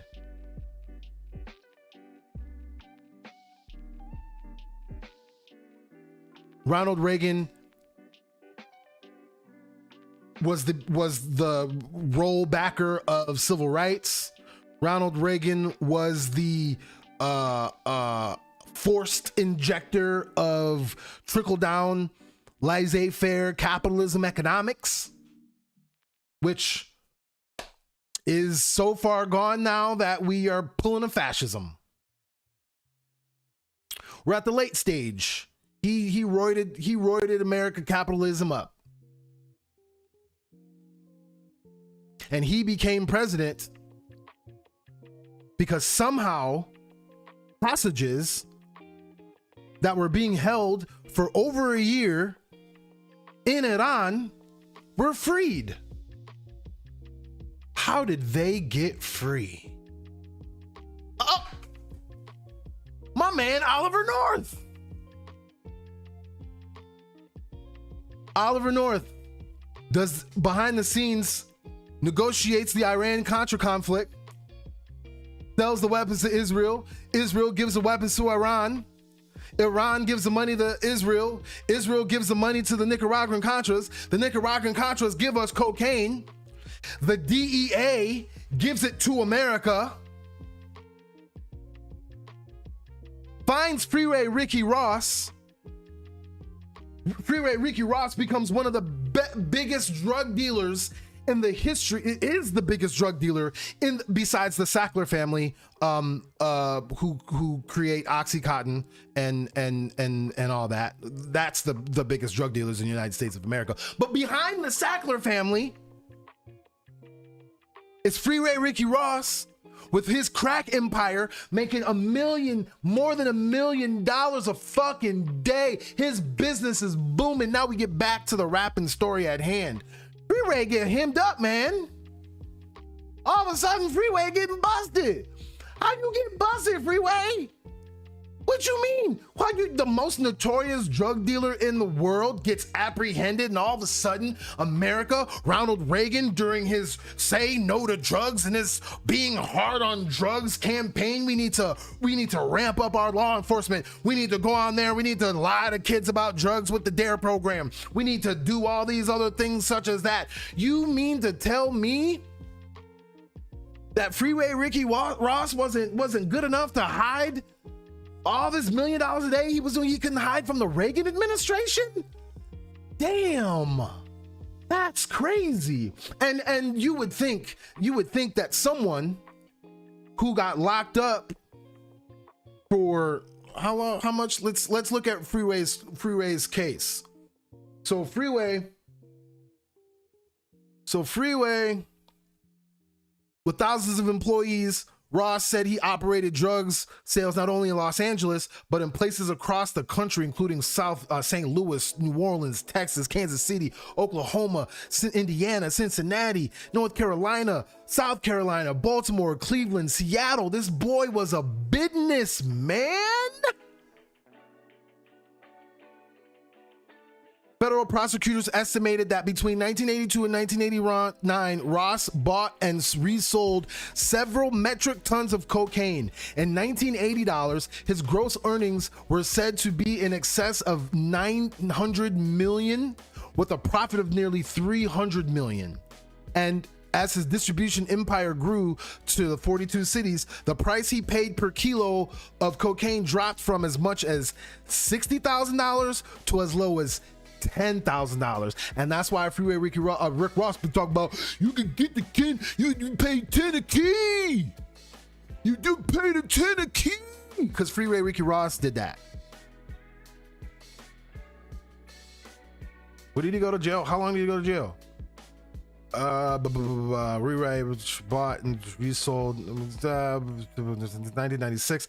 So in 1996, Ross was sentenced to life in prison under the 3 strikes law after being convicted for purchasing more than 100 kilos of cocaine from a federal agent in a sting operation. So, Freeway Ricky Ross gets hemmed up in a sting while he's trying to buy 100 kilos of coke. He's sentenced to life in prison. How does someone who's sentenced to life in prison, caught red-handed, nigga, the key, he was in his hand. It say, we caught you. It's on camera. The key in his hand is Freeway. I'm Freeway Ricky Ross. I got the kilo in my hand on the camera. Life. How am I getting out of that? Well, while Freeway Ricky Ross is going through his trial, later in the mid-90s, Gary Webb from this released a series of articles in the San Jose Mercury News, which revealed the connection between Freeway Ricky Ross's cocaine sources, the CIA, and the Iran-Contra affair. Say what? Before we get to that. Oh, wrong button. So, before we get to that, Freeway Ricky Ross is on trial or in prison, going through his trial. Now, if you remember in the beginning of the story, I told you that Freeway Ricky Ross didn't really go to school. And I didn't really tell you too much of it because I wasn't trying to ruin it. I wasn't trying to, spoil the story. Freeway Ricky Ross couldn't read. And not like MAGA couldn't read. Like, you can read the words, but you don't know how to comprehend shit because y'all motherfuckers is illiterate and you read at a 6th grade level, which means not only do you not understand the big words, or you can't pronounce the big words, but you don't understand the big words. And it's not even you don't understand the big words, you don't understand the words that you read before that. So you just reading the words. No. I'm not talking about that. I'm talking about Freeway Ricky Ross didn't know how to read the words themselves. And Freeway Ricky Ross learned how to read by reading his own case files. And through reading his own case files and the laws that were used to lock him up, Freeway Ricky Ross was able to argue his way out of his life imprisonment for on camera having 100 kilos of cocaine.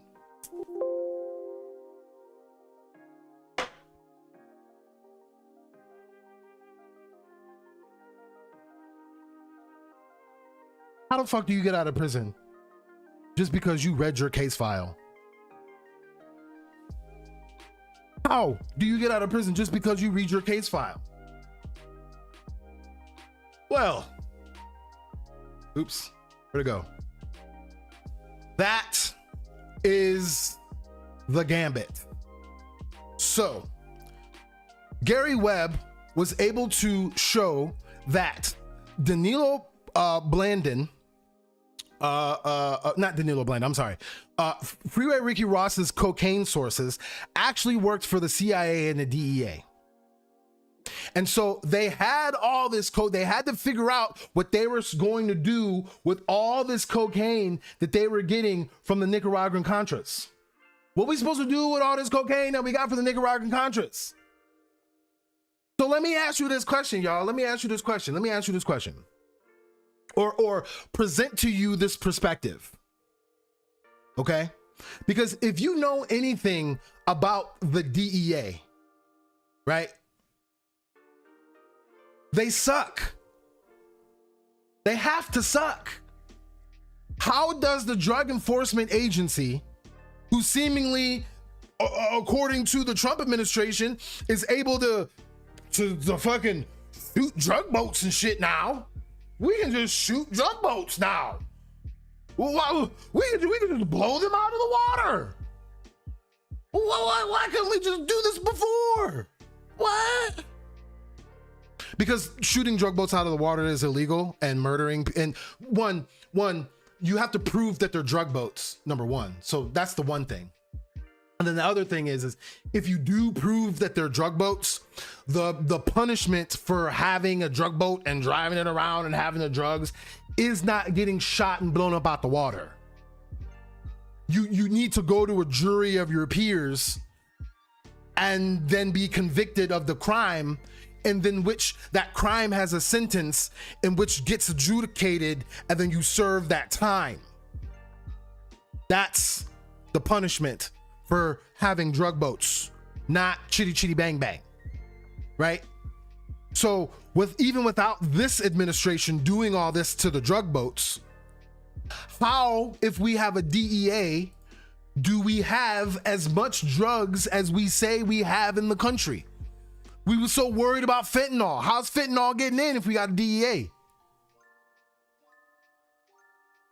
How's the cocaine getting in if we got a DEA? How we got all this weed? Well, weed's legal now. So how we got all this heroin if we got a DEA? So the point that I'm trying to make to you here is a question, right? We were talking about the abolishment of ICE as a department that doesn't need to be around. Conservatives and the MAGA movement, but the hard right wing, the strong right wing. I mean, we even had what was his name? The other governor of Texas, Warren, Rick Warren, or whatever the hell his name is. Well, there's 3 government agencies of government I want to abolish, and the first one is the Department of Energy, and then the second one is I don't know, can't help me out here. What? Remember that guy? If you don't remember that guy, look it the fuck up. But this is the conservatives have been trying to abolish the Department of Education for decades. If there is a government agency that I feel that we need to discuss being abolished, or at least look into what the fuck they do, it's the Drug Enforcement Administration. For as much drugs as we have here proliferate the United States of America, the DEA either is the most inept agency to ever exist in the history of agencies, or they're the world's greatest drug dealers.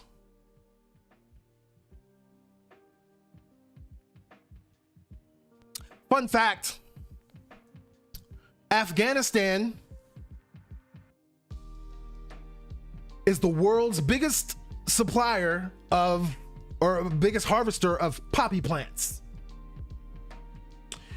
You can get poppy seeds in your salad dressing, or you can have a version of those poppy seeds to make heroin. And best believe you me, the Afghanistan war, troops are out there reporting that they feel like they're just out here defending the poppy plants, quote unquote, something like that. Why do we need to be defending poppy plants, guys? What are we defending poppy plants for? Because we want more salad dressing? Come on, man. Come on, man. If Nicaragua paid us back in cocaine, what do you think we did with the cocaine? One thing that I used to do when I worked at a plasma center is I loved working at the plasma center, because the plasma center, you would have all the broke people in your community, which is the heart of your community, come together and be forced to stand in line for half an hour to an hour and have their blood drawn for a half an hour to an hour. And during this time period, all types of conversations would pop up. And we would have our gangsters in there, you know, just all different types of street niggas, you know. You would have our drug addicts, people we know that, you know, that they would give blood, but we can't use their sample. You got, you know, your Black Israelites. You got your religious people. You got your medical professionals trying to make a couple bucks. You got your normal people coming in there trying to make a couple bucks. It was a diverse group of people, right? So when these type of conversations would come up, you think someone like me isn't gonna chime in? So it turned into like hood CNN in the plasma center sometimes. When certain people would come in, they'd be like, oh, what's up, JP? That's what they would call me out there. What's up, JP? What's the news today? And then we would get into what you want to talk about. And we would talk and debate and blah, blah, blah, blah, blah, blah, right? So whenever we would come to the conversation of how corny I am, right? Because it's kind of one of those things where, especially in a hood type setting, when there is an articulate dude that's not really in the streets, but like got friends in the streets, so people know your name, but you're not in the streets, and then you're confident, and then you're smart, and then the girls are chit-chatting, the street dudes don't like that. So they start testing you, right?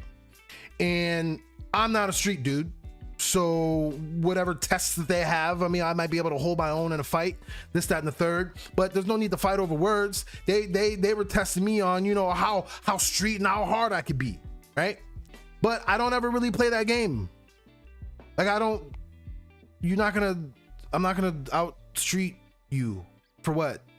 Why would I want to out street you? I'd rather, you know, watch a documentary about some shit. Let's learn some shit together. That's the shit that's hard. So just like the perspective that I gave about either the DEA is the most inept agency to exist, or they're the world's greatest drug dealers, in the same vein, I put to the street dudes, who's the op?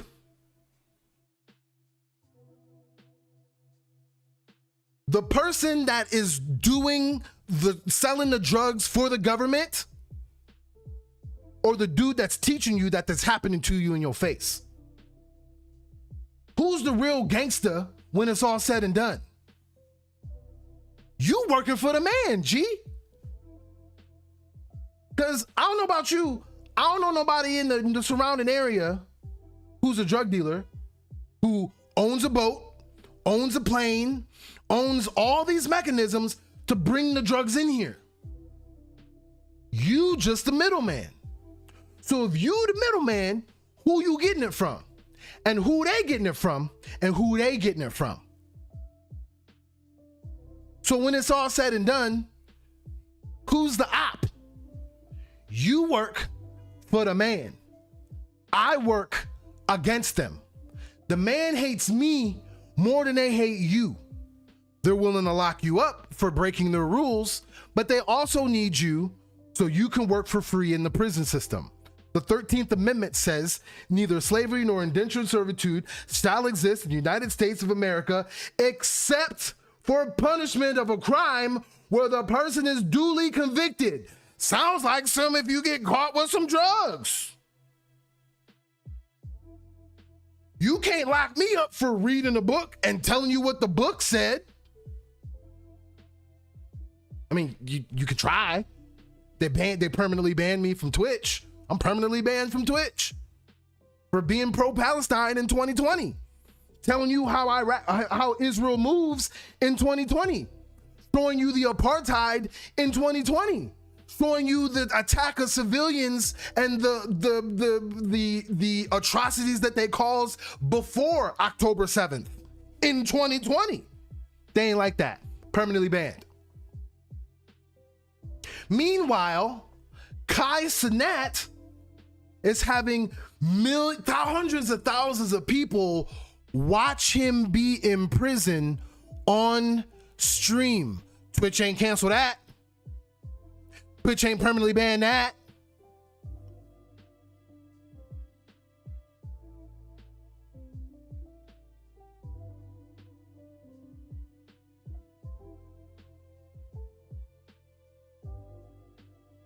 The DEA are the drug dealers of the United States of America. That's where you get it from. You get it from the drug lords, but the DEA lets the drug lords do what they do. As long as they don't cause no problems. Too much fentanyl, we gotta get somebody. Low level, there's always low level. Never the kingpin, never the big guy. So what the fuck do we have a DEA for then? If you don't ever get the big guy.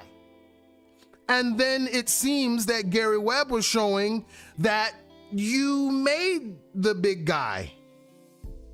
And you made the big guy because you needed to do something with this excess of drugs that you got from these Contras that you paid because the Contras needed money that you got from the money that you got from Israel, from the money that you sold to weapons to Iran. So, wrapping this up and pulling it full circle.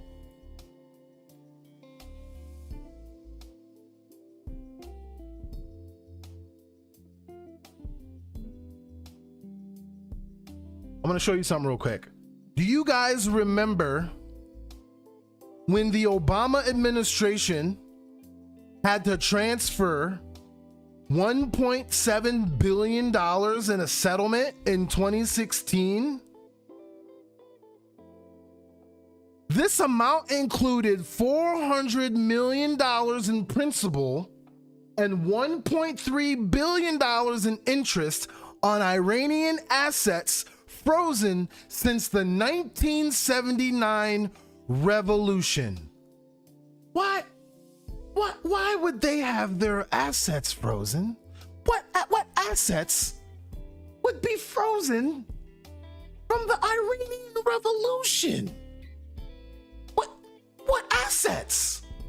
Oh wait. Could it be the money from the Iran-Contra affair?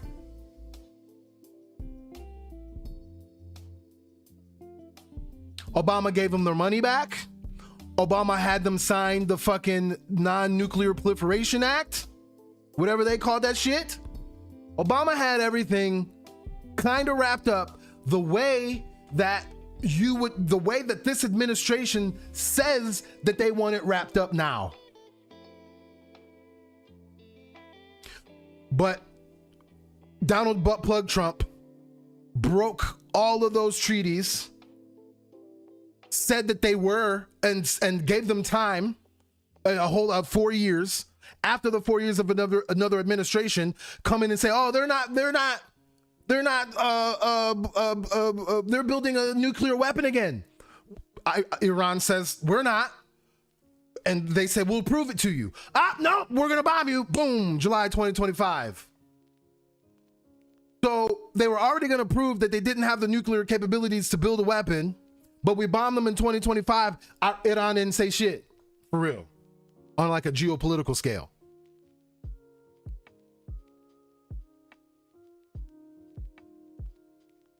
And then all of a sudden, again, during the weekend that Iran was going to come to them with, here, let's try this agreement.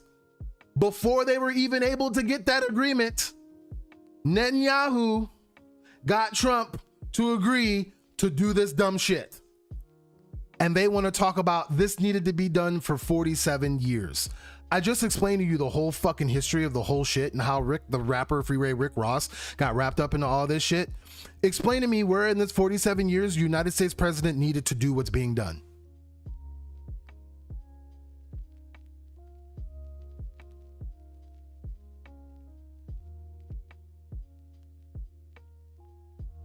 Oh, that's right, because they didn't.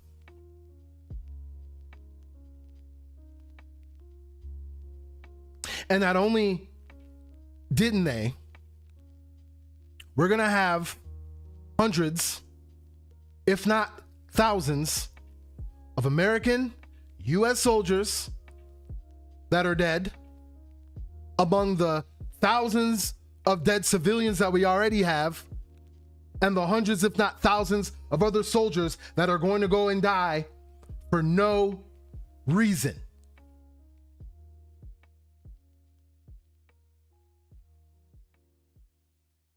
No congressional approval, no public support, no justification, war crimes, and they say it's a holy war.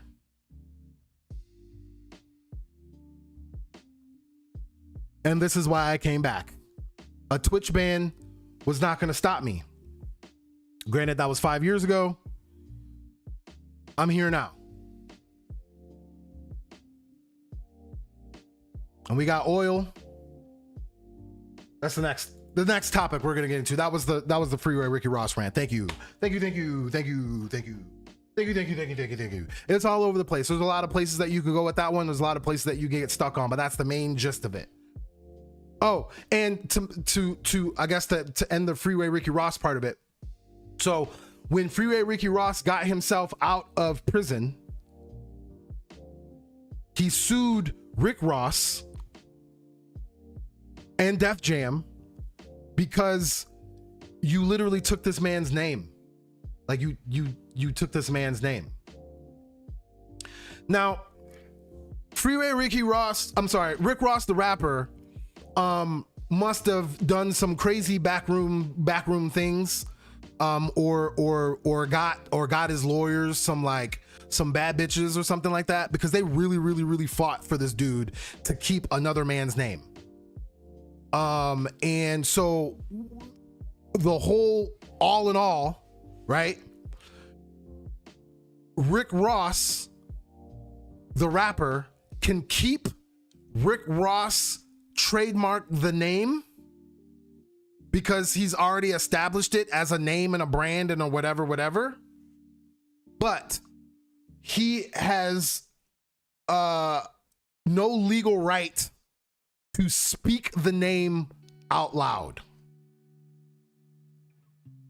So that's why if you ever see Rick Ross currently in a video, he will never say, "Hey, it's your boy Rick Ross, the boss." He can't say that. He legally can't say that. That's why he'll always say, "It's Rose. It's Ricky Rose Day. It's a done dinner. It's the both." He says everything else but Rick Ross, because legally, Freeway Ricky Ross sued him to try to get his name back, but the Def Jam lawyers made sure that he was able to keep his name and the rights to his name and their legal entity to that, but he can't say it anymore. So it's really weird that Freeway Ricky Ross is free and out and has his own businesses and does his thing and does what he does, but he's got another man out there that makes money off of his name. Like literally he took his name because of him. Absolutely crazy. And this bitch ass president want to talk about 47 years somebody took this president out. Fucking idiots, bro. Crude's getting back up, man. Last time I looked, it was 89. Last time I looked, it was 89. Last time I looked, it was down here, bro. It's back up to almost $100 a barrel.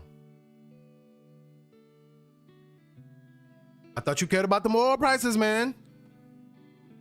You don't care about no oil prices.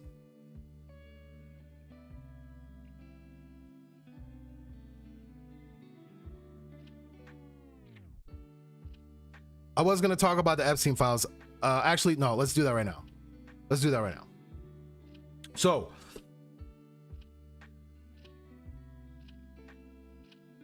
okay. I'm going to preface this real quick.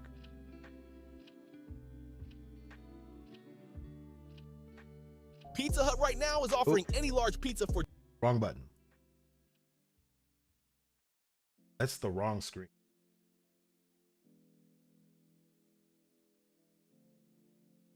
Okay. So I'm going to preface this real quick by saying that I personally do not care about the Epstein files at all. And here's what I mean by that.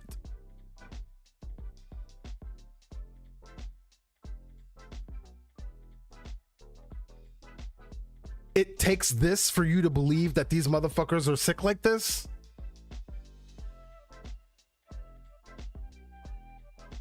The first time this dude was arrested, the first time, all of that should have implicated everybody. There's no need for the Epstein files in the first place. So the fact that there are files of the Epstein after he got out of prison the first time, because that's what all these are for the most part, and the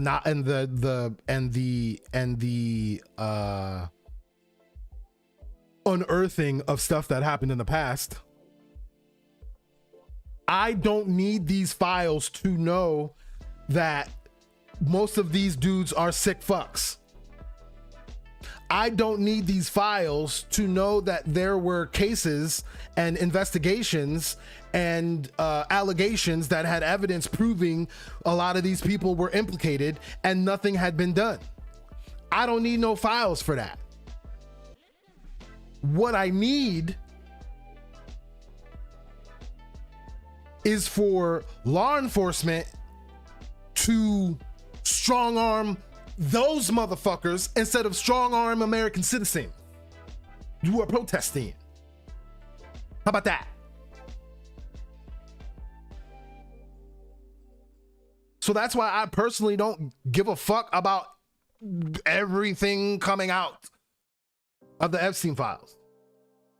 But we'll go through this little new stuff just so it could be on this new iteration of J-100 TV on record of me showing my disdain, because I don't really want to talk about this shit. I don't know about you, but I don't find any joy, amusement, or satisfaction or anything in finding out about the abuse of these people, because it was more than just girls. This is absolutely fucking disgusting.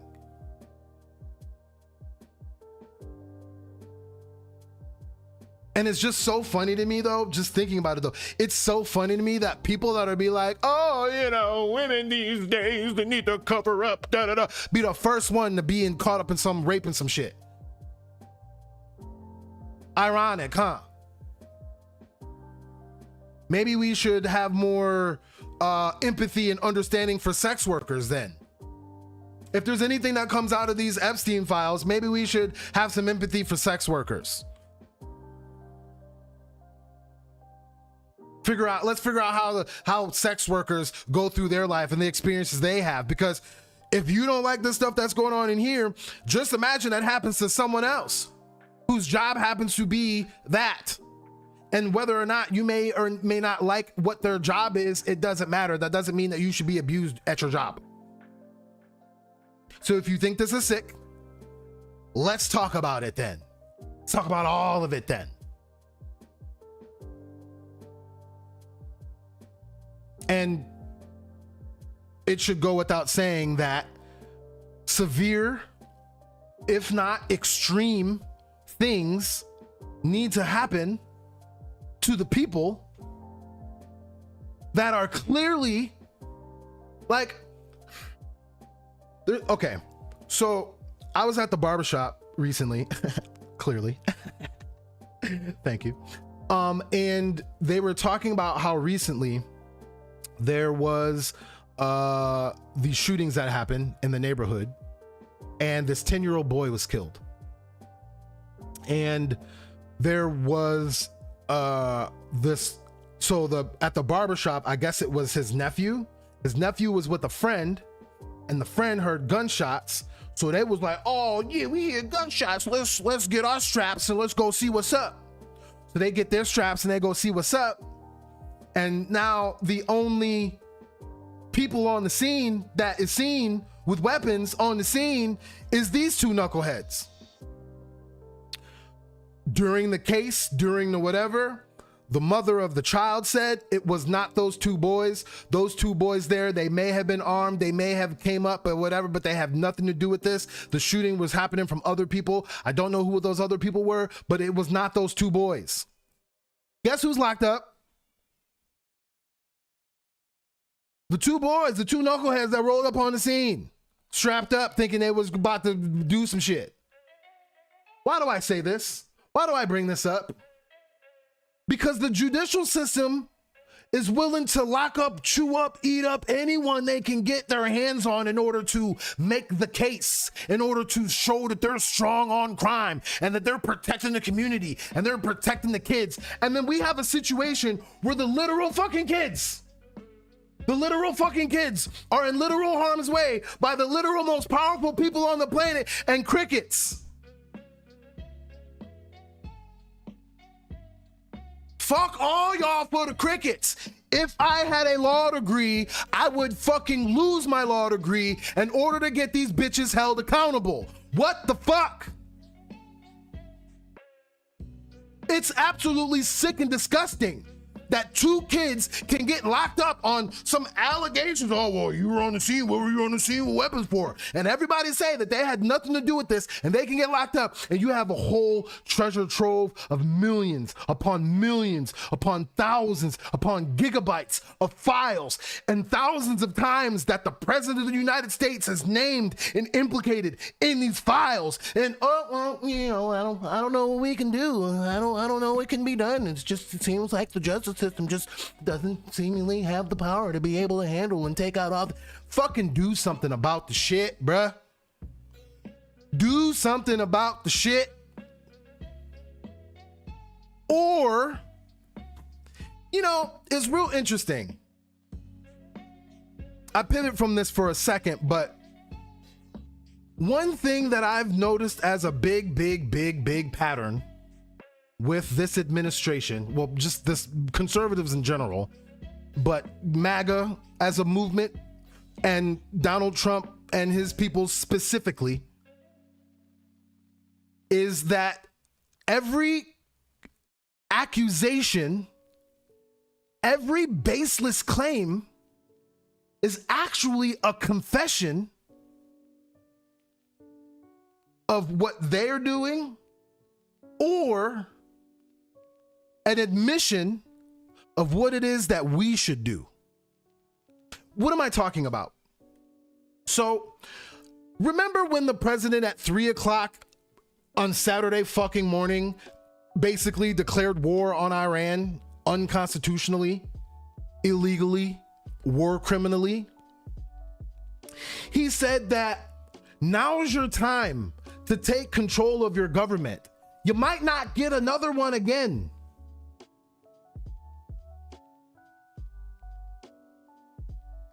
Every baseless accusation is a confession or an admission of what should be done.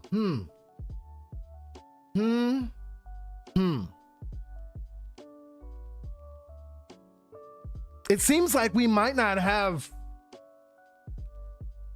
a better chance. Not my words. That's his. So a lot of you motherfuckers like the Epstein file shit.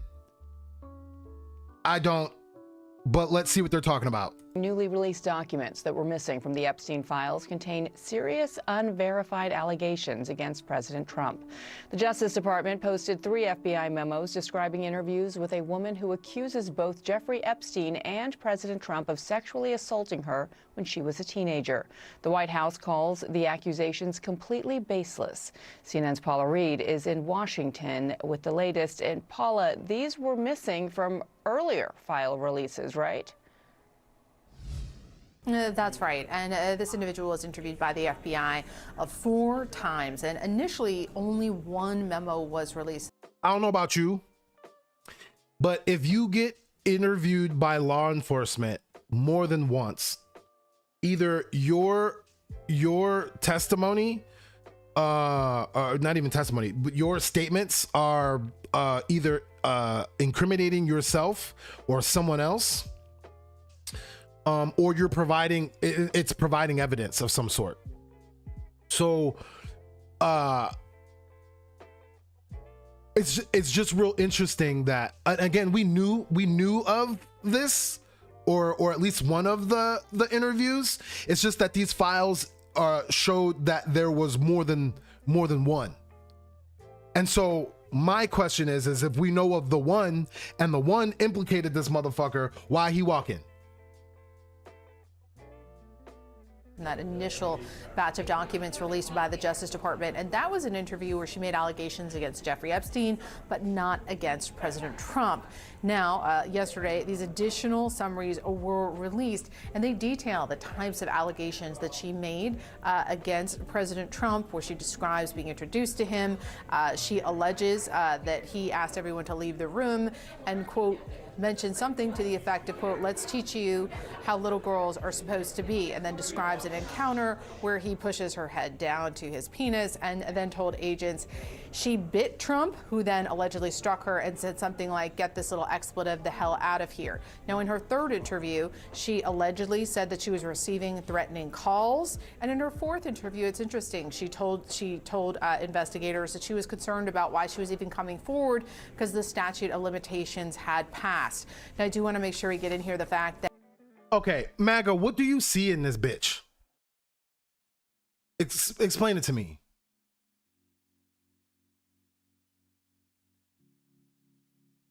I need you to explain it to me. Like, what is it about bully ass, just like bitch ass, prep school, boarding school type fucks is amusing to you?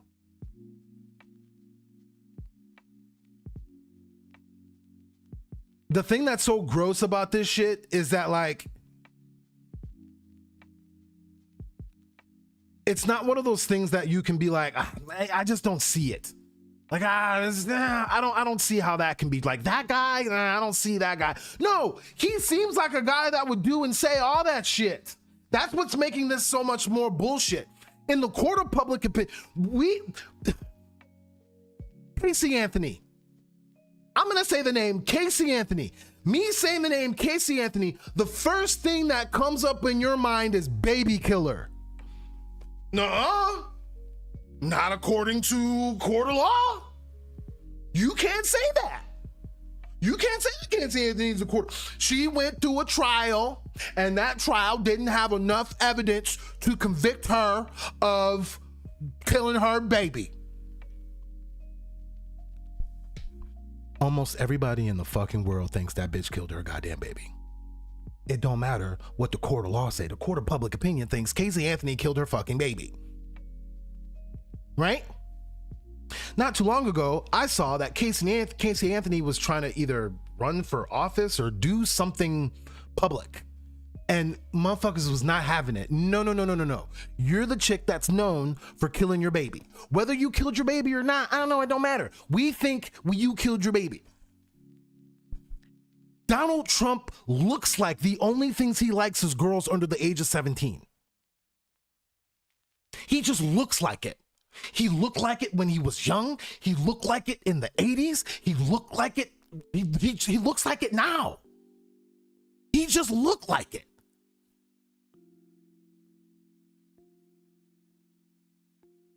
And I don't know about you, but I'm not gonna vote for, give power to, never seen the show The Apprentice. I don't even know why everybody's like, oh, he was on The Apprentice. I don't know what that means. I've never watched that show a day in my life. The only thing I know about The Apprentice is you're sad. That's the only thing I know. That's it. And Omarosa. That's it. I don't know a fucking dick about The Apprentice. I don't know shit about Donald Trump except the keeping informed fucking shit that I need to know. And based off of the shit that I know, he looks like a motherfucker that would do everything that's implicated in those files. So if you won't even let Casey Anthony make a fucking TikTok, how did you give this nigga the power to be the president of the United States twice? I'm sorry. Let me calm down. I just haven't streamed in a long time and haven't been able to slowly get these feelings out that I've had for a long time about how ridiculous it is that we've accumulated leadership such as this. But I don't understand.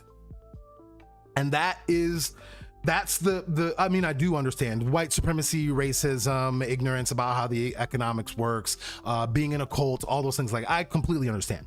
But when I say that I don't understand is what I need to have happen is I need this MAGA movement. I'm gonna need the conservatives that may be in chat, probably not, but I'm gonna need someone to tell me out of their mouth why it is that you would vote for the political equivalent to Casey Anthony.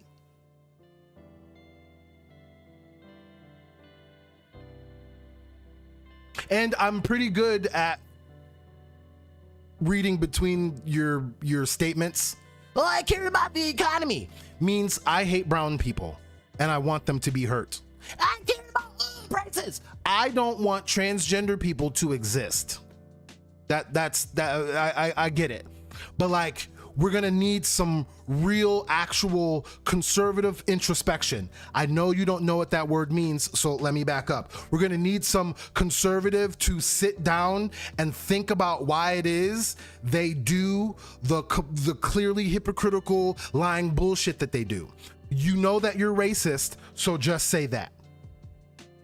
You know that you're a bigot against the LGBTQIA community, so just say that. We know that you probably have your own thoughts about being in the LGBTQIA community and you don't know how to deal with that, so you need therapy. But I just can't calmly, without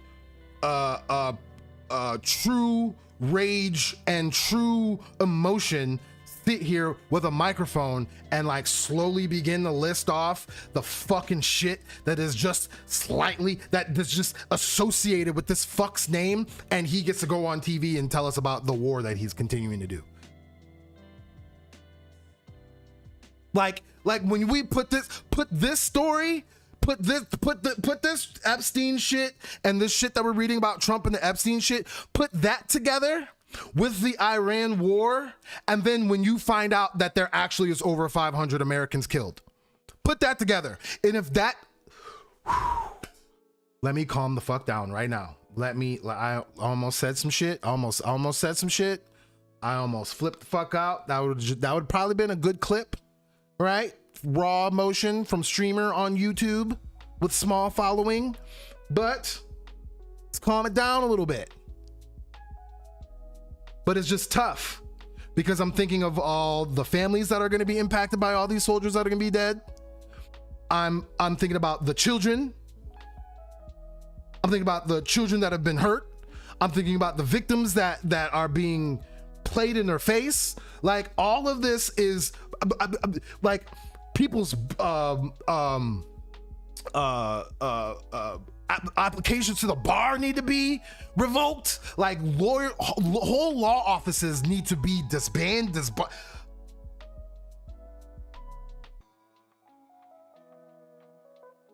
If you won't even let Casey Anthony make a fucking TikTok, then how is President Donald fucking bitch ass Trump the president of the United States of America right now.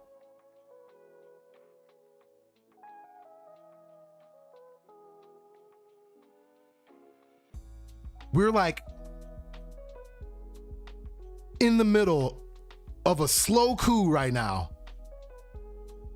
And I gotta sit here and listen to... President Trump has consistently denied any wrongdoing. In a statement yesterday, this nigga just said that Iran hit the school with a Tomahawk missile. Don't nobody got Tomahawk missiles but Americans. So I don't give a fuck what he say at this point. Everything this motherfucker say is a lie at this point. He can't confirm shit. Of course he gonna say there's no wrongdoing. White House described these allegations as, quote, completely baseless, backed by zero credible evidence. The U.S. Justice Department. How is it backed by zero credible evidence? And then there's a whole list of files of FBI investigations. Now, whether or not the statements in those investigations are true, the evidence is there is investigations of your misconduct. That is evident that there is an investigation that happened 4 times about your nasty ass. So another reason why I have to pause with these people specifically way too many times is we need to, because I don't see this enough. We need to be listening and calling out what these motherfuckers are saying when they say it. The only people that attack civilians is Iran. Israel would beg to differ, my nigga. Alex Peretti and Renee Good would beg to differ, my G. Well, I don't know. Iran is very inaccurate with their weapons. And you're very accurate with yours, like how you hit a school. And now you're trying to tell me that there's no evidence, but the evidence we just saw and we just heard, and you didn't do no wrongdoing?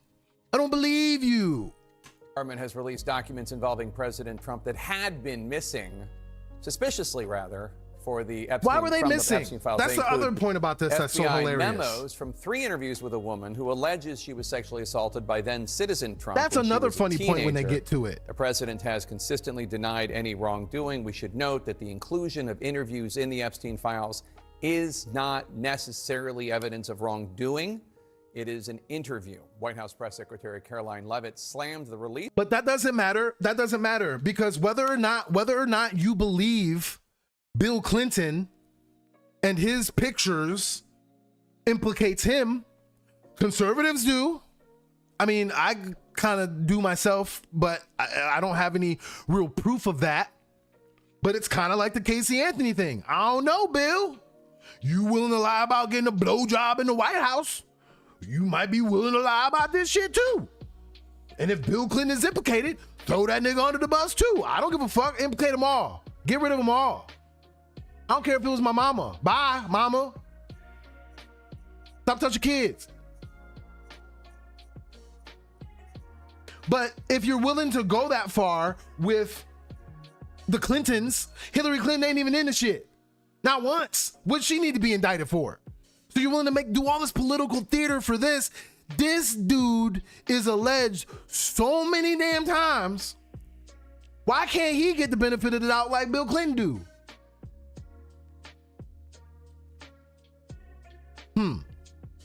Of the document saying in part, quote, the total baselessness of these accusations is also supported by the obvious fact that Joe Biden's Department of Justice knew about them for 4 years and did nothing with them. We're still playing this? We're still playing this game? We're still playing this game? Is there anyone in chat right now who does not know why the Biden administration didn't release the files? If there's anybody in chat right now that doesn't know why the Obama administration and the Biden administration didn't release the files, let me know. Because if you do know, why are they continuing to still use this fucking rhetoric? How can you continue to say, oh, well, Biden didn't do nothing either? That's not an argument. That's not a defense. That's not even a point. And the reason why is the Department of Justice didn't want to. So speak to the Department of Justice. Then the other thing about this statement that pisses me off is this is the only administration in American history that is openly and brazenly using the other institutions as an arm of their administration. So even if President Biden wanted the Department of Justice to release these files because he wanted to get a gotcha on Trump, it was up to the Department of Justice to do this. So instead of bringing up Biden, bring up the Department of Justice. But that would mean that we would have to look into the Department of Justice, and they don't want us to do that right now. Kristi Noem and all the motherfuckers do not want us to take a look at the Department of Justice right now. So then they use this tired old thing that the media is going to go, Oh, well, they said that, the Biden administration didn't do it, so we're just going to have to move on to the next article. no, that's not a fucking argument. That's basically going la la la la la la la la la on live camera in front of the nation. Hey, Caroline, why is the president in these reports? The Biden administration. That's literally what she's doing. Literally. And you just, you got these files out, and well, that's what they said. So I guess we gotta continue to let them bomb countries and kill American soldiers. The fucking weakest fucking country in the world. Y'all a bunch of bitches. Y'all a bunch of bitches. Media, bunch of bitches. Oh, bunch of bitches. Trump did absolutely nothing wrong, unquote. As the Trump White House continues to shrug off the scandal, Congress is pushing ahead, voting to subpoena Attorney General Pam Bondi. The subpoena to testify stems from the House Oversight Committee's. So you want to subpoena Pam Bondi, who sat up in your face and lied to you 2 weeks ago? The Dow is over 50,000 right now. Guys, come on now. The Dow is over 50,000. So that's what I'm talking about. These are the things that when it comes to for the American people, this is what we sick of, Democrats. The fuck you need to subpoena a liar again for? To waste your time. You got everything you need to lock this dude up like he a young boy from out in the street. You don't got enough to close the case. You ain't got enough to close the case, but close it anyway. Right? At this point, investigation into the Epstein files and the federal government's handling of the case against Epstein and his sex trafficking accomplices. My next guest. And why didn't you ask her that last time? Of Epstein, Annie Farmer joined. She was on the stand. Annie, let me start off by saying, when Kristi Noem was on the stand, all the Republicans were like, I know, Kristi Noem, you're here because you're the Department of Homeland Security, but I just want to say that, our troops are strong troops, and we need to and make sure that our troops are taken care of, and we appreciate everything that's done with the troops. So the question I ask for you, Kristi, is, do you agree with the statement that I just said? Like, that's what the Republicans were doing in that other fucking hearing. So I'm pretty sure that the fucking, that the Democrats can be like, hey, bitch, why you lying? I know asking you about the worst experience of your life is not fun for you. Not really for me either. How are you? Oh, I appreciate that, Jake. I'm doing all right. I'm glad to be with you. What questions might you have for Attorney General Pam Bondi?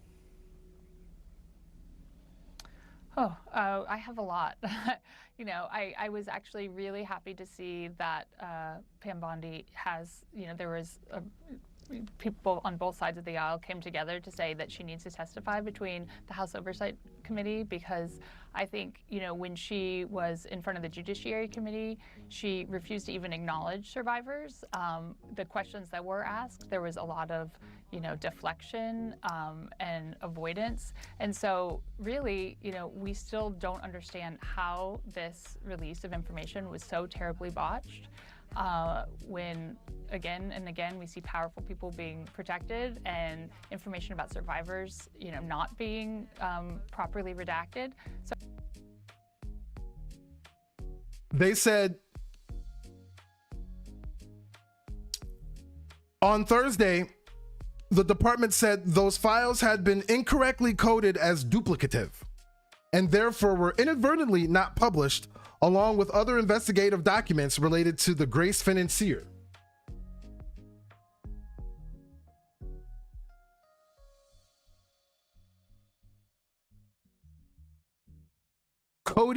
Incorrectly coded as duplicative, and it just so happened to be all the Trump stuff. That's their reasoning. You know what that sounds coded to me as?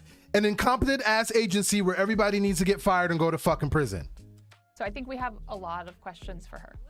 I'll remind our viewers that when Attorney General Bondi was asked about a matter relating to the Epstein files, she started talking about how the Dow had reached 50,000, and that's what members of Congress should have been focused on. Over the last few weeks, we have seen across the pond in foreign countries, investigations start, foreign leaders get in trouble, even a former member of the Royals. There has been some accountability for actions related to the case. What does it tell you that the U.S. government is not, at least as far as we know, doing so in terms of investigations and accountability? Because most of them are a bunch of pedophiles and pedophile protectors, and they all need to go into the fire too. I just wanted to answer for her real quick. So I put my 2 cents in. She's a survivor, so her opinion actually counts more. That's why I wanted to jump in with my useless opinion, to make it be known that the reason why the United States of America isn't prosecuting this is because there are a bunch of pedophiles and pedophile protectors. And that's the thing that keeps them united and keeps them from going against each other, is because they all know that they touch kids. That's me. I think a lot of people are looking at this and wondering why. What is it that's different that's happening here? I mean, we know this was a global conspiracy. So, there were people all over the world involved in this operation. And so I'm glad to see that people are doing things overseas. It makes me hopeful that real investigations could happen. But I do feel frustrated that that's not happening here. I think we need more of that. You were invited to the State of the Union address last week. Tell us about that experience.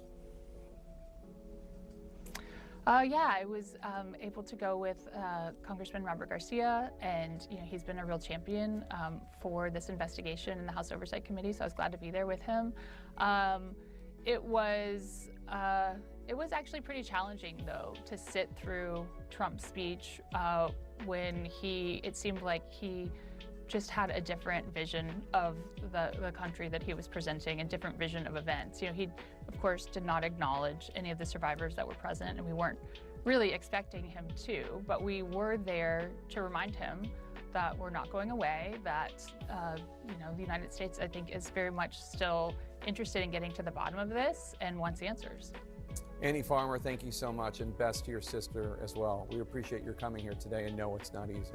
A very rare and stunning rebuke of the Attorney General of the United States, Pam Bondi, by members of the president's own party. Yes, 5 Republicans on the key House Oversight Committee defying their chairman and joining with Democrats to subpoena Bondi over the Justice.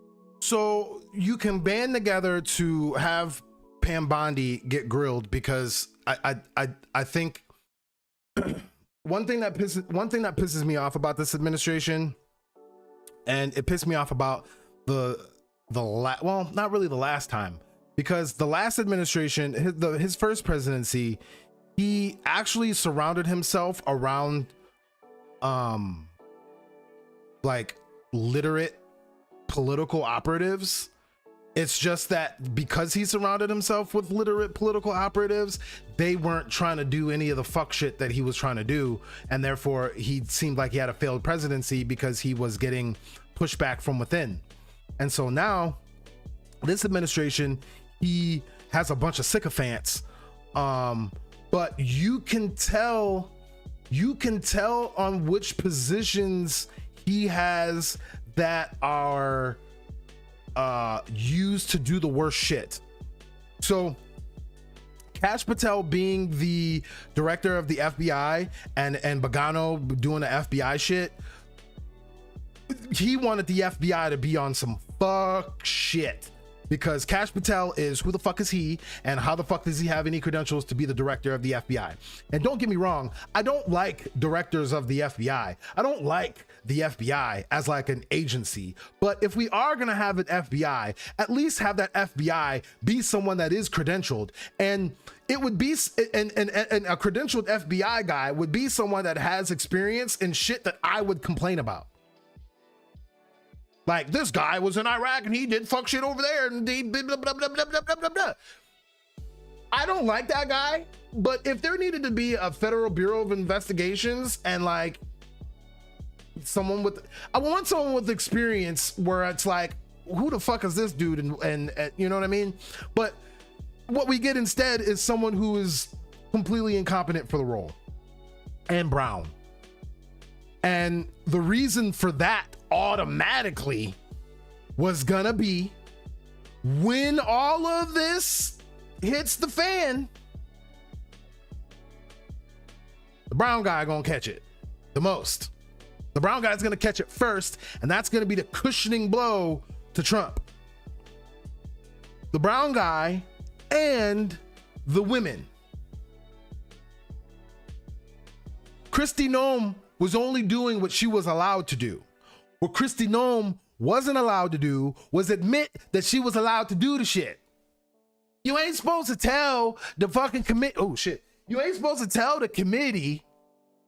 You ain't supposed to tell the committee that you got permission to do the fuck shit. Your boss ain't gonna like that, because even though your boss did give you permission, the boss don't want everybody to know that he gave you permission. Okay? Pambadi, you suck at your job in a very specific way that is helping the president. So he likes you. But you can't get up on the stand. Something fell, sorry. You can't get up on the stand, right, in a judiciary hearing and be like, come on, guys, why are we talking about the Epstein files when the Dow was over 50,000? And then it's never been 50,000 since. You're getting fired because I've lost 10% off of my portfolio. So you're making me lose off of my portfolio, and then you told everybody at the hearing that your boss let you did the fuck shit that you got fired for. You see how this is going? And then so when you have someone like Hegseth, who is just so gung-ho and is just so, oh, just his aura just makes me want to throw up on myself. But that pukey fucking, you know, white supremacist bully aura that fucking Pete Hegseth has, you know what I mean? Someone like that is never gonna get demoted, because when in doubt, they'll start another war. And they got the power to do that, right? They're not thinking about their vanity projects like the woman would, or the brown guy. Brown guy, right? Oh my God, Kash got him a snow bunny, and Kash over there with a snow bunny, like, listen, I gotta take her on the trips. I gotta show her I got the bag, or she gonna leave me. Kash, she don't even like you. Kash, she's your handler. Erica Kirk was the handler for the this is my conspiracy theory. Erica Kirk was a handler for Balloon Head Kirk, right? The Heritage Foundation wanted to make sure that he was on the up and up at all times. And what better way to track the guy by giving him what would be attractive to him? Erica Kirk is god awfully ugly. Just from like a physical standpoint, like, listen, back in the day, listen, I would throw my thing around, but Erica Kirk would not get any. And that's just for real. And that's just back in them days. So to say being facetious because she's an ugly person as a person, nah, she couldn't get it. So anyway, but she's attracted to Charlie Kirk. Charlie Kirk will like some shit like that, because Charlie Kirk ain't going to be able to get anything of consequence. Like, that's probably the best thing that Charlie Kirk ever had the opportunity to speak to that wasn't a Heritage Foundation business thing. Like, if he didn't get Erica Kirk, then, and he wasn't so racist, it would have been Candace. Candace would have been his wife. And then Candace would have had to pledge allegiance to the Heritage Foundation. Therefore, it could have saved us from all this Bridget McCrone, all this other fucking weirdo Candace Owens shit. Like, if Candace Owens just would have been a Stepford Heritage wife, we could have not heard from Candace anymore, and she would have just been Charlie's handler. But Charlie's racist, so they had to give her Erica. So in this case, I don't even know what that bitch's name is. Cash Patel's girlfriend. I don't care. Handler number 7.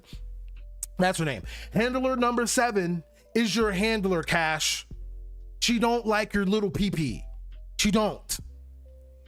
Your eye shows me. I just don't think you got the stroke, my guy. You don't look like you got the stroke. Or if you do, you're probably hopped up off Blue Chew, so you're scientifically enhanced. But other than that, she don't really like you. You're a handler. So you got the FBI guy being handled by his girlfriend, right? So he can only stay at arm's length, and he's definitely going to be thrown under the bus when the shit hits the fan. Pam Bondi is on her way out the door. That's the reason why the House is voting to subpoena her again. Because realistically, Pam Bondi should have got fired. Pam Bondi should have got fired for her. That $50,000 shit. That's why I'm asking the question earlier in the stream. Who was she talking to? Who was she talking to? I want to know who she was talking to. I want to know who heard that and was like, yeah, guys, the Dow is over 50 right now. You guys, you should really chill out about these files. Those people are the reason why she still has her job. She should have got fired for that shit, but she didn't. Nome was so terrible and she got fired for it. They're like, oh, well, this is how we can get rid of these motherfuckers. So she's gonna get fired. But the reason why she should get fired isn't because she made a terrible statement and she's handling these files terribly. It's because she's handling these files terribly. It's because of that statement. It's because of what she's allowed, the what's the word I'm looking for? The ignoring of the Supreme Court's orders. I mean, you're the attorney fucking general, bruh. If there's anybody that's supposed to be like, hey, Mr. President, the Supreme Court did say that. It's you! You supposed to do that! But you ain't. So what do we need you for? How did you even get confirmed? And that's the other thing that pisses me off about these Democrats. Now you're at a point, you had the opportunity to make Trump go through his whole dumbass roster. Did you think that, hey, if we let him have his dumbass people that he wants, he'll fail, and then we can get rid of him? Was that the calculation? I don't even know how any of these people got confirmed. The fact that Matt Gaetz was even potentially, first off, the fact that Matt Gaetz is not locked the fuck up right now is the whole Epstein conversation. Y'all don't give if you are powerful enough, y'all don't give a fuck about women. Y'all don't give a fuck about sexual assault. Y'all don't give a fuck about shit. You don't give a fuck about kids. Nothing. You were about to let a clearly gay man who had a underage adoption situation, like, be the attorney general during the you almost let that happen. And so it's so funny because there was so much backlash within the halls of Congress that's the reason why he had to go get Pam Bondi. Well, why did we confirm her then? Why did we confirm any of these motherfuckers then? The Hegseth confirmation, when Hegseth got confirmed, oh shit. I said, oh Lord, how you gonna let the Fox News host who has, listen, I have more military experience than that motherfucker. At least I was full-time Marine. This dude was fucking National Guard, part-time National Guard. So you just letting anybody run the Department of War with all my white supremacist tattoos? You just let him, well, you know, I don't see why we shouldn't confirm him to be the Secretary of Defense. And the first thing he do is, well, I'm gonna rename this the Secretary of War. All of you all are complicit. One of the main reasons why the true left can't get power is the same reason why conservatives don't want black people to have power. And to be honest with you, when conservatives talk about their fear of black power, that is also them admitting their fear of leftist power. When you think about what black power is, or strength in this case, it usually boils down to understanding what we've been through, how the system is rigged, why the system is rigged, who benefits from that rigged system, and what they've done to maintain it. Right? So truly, all black power really does, and what all black power really is our ability to look you square in your face, call you a bitch, and be better than you, and have a better family than you, and get more pussy than you, and get more dudes than you, and have a better friend group than you, and have a better life mentality, all that stuff, in spite of everything that you've ever done to us. I got black boy joy every single fucking day, even though this whole thing is designed for me to be locked up.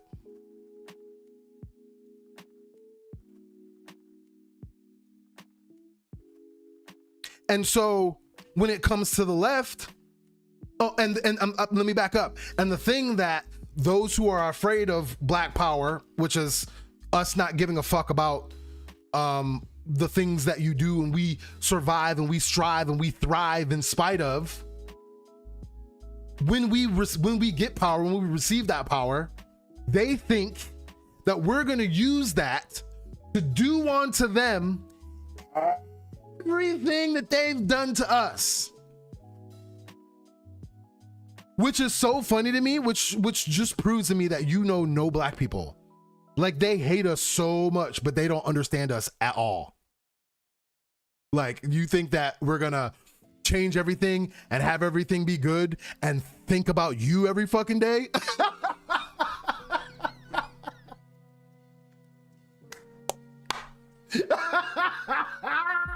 We don't give a fuck about y'all. We just want to take care of our families and do what we need to do, just like you want to take care of your families and do what you need to do. So I don't understand why you have a political system set up where you allow the shittiest people to be in charge, and you allow the shittiest people to tell you how things are supposed to be and what you're supposed to do and how you're supposed to live your life and this, that, and the third. And they be wrong all the time, and they be lying to you every fucking day, and they be committing war crimes and telling you is somebody else. And then the solution to it, the best solution that the quote unquote good people of the system have, is vote for Gavin Newsom 2.5 years before he or anyone else has even said that they were going to run for president. And if you say anything else besides that, then you are the worst person in the world, and you are the reason why Trump is doing a fascism. And I'm here to say that those type of people and all these pedal protectors and all that, we're coming for you. That all the things that you've done to us is what we're going to do to those who have the power. Maybe some of the people that appeased it and agree with it, but it's to the people that have the power. And when you look at those numbers, that's not actually that many people. It's like less than 1% of us. Like less than half of 1%. Like less than half of that half of that half of that percent. That's how many people.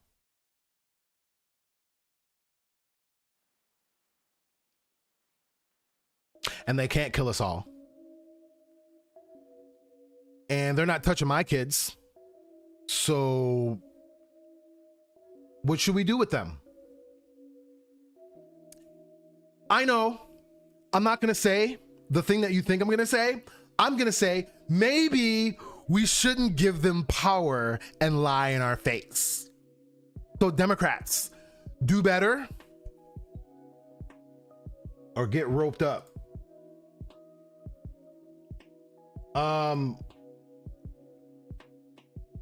Laws in my region. Hey, Height, send me that link on another platform because I didn't go through Blue Sky all the way yet. While you're doing that, we're going to talk about this other thing that makes absolutely no fucking sense. That they believe could have additional explosive materials. Mayor Mamdani, Governor Hochul have condemned. Right now, detectives on the Upper East Side are examining a car that they believe could have additional explosive materials. Mayor Mamdani, Governor Hochul have condemned the violence, saying the people involved will be held accountable.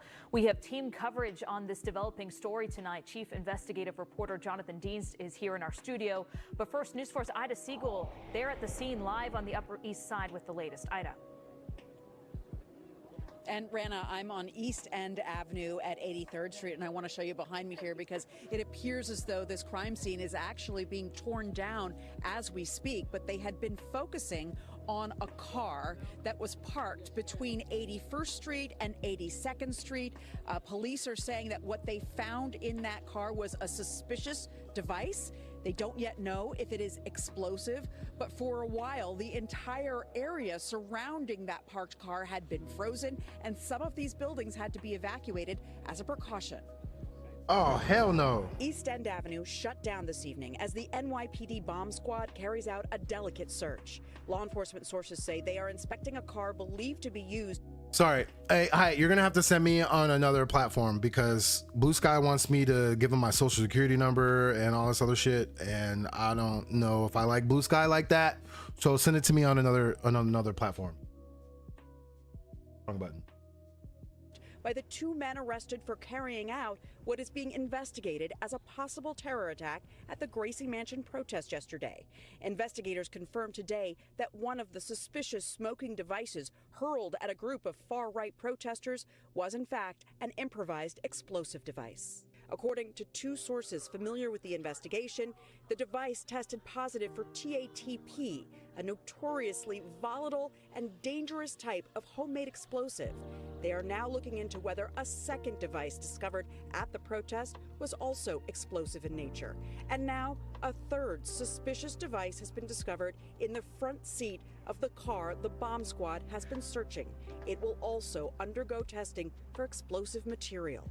NBC contributor Terry Monahan laying out the kind of work investigators are doing at this stage. Could have killed people out there. So now as the investigation moves forward, we're looking into their car that was left on the scene, any devices there.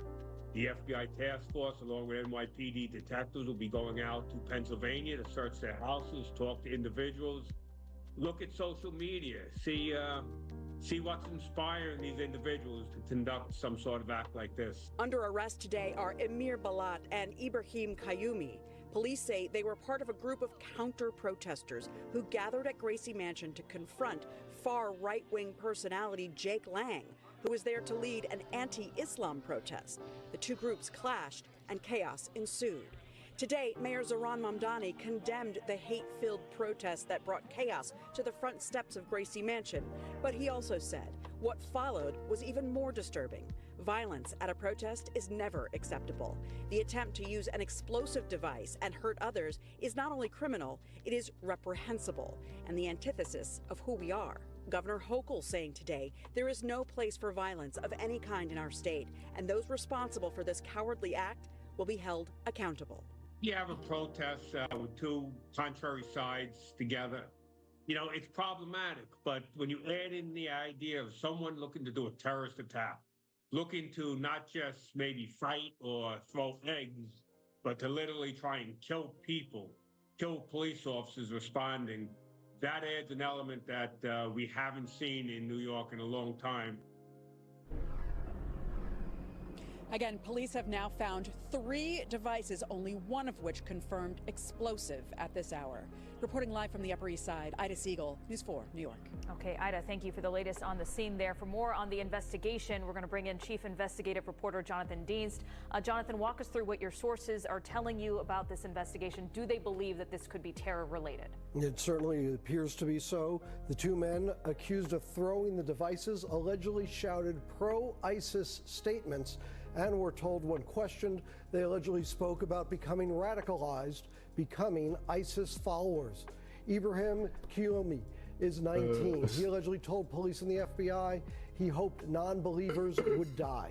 He is a U.S. citizen and is believed to be self-radicalized. 18-year-old Amir Balat was confronted by a bystander at the scene. I'm laughing because throw the device. Balat allegedly answered for ISIS. The FBI I'm laughing because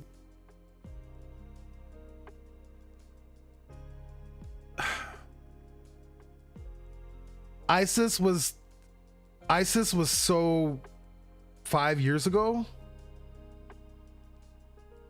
So it doesn't seem plausible to me that these 2 young Arab kids apparently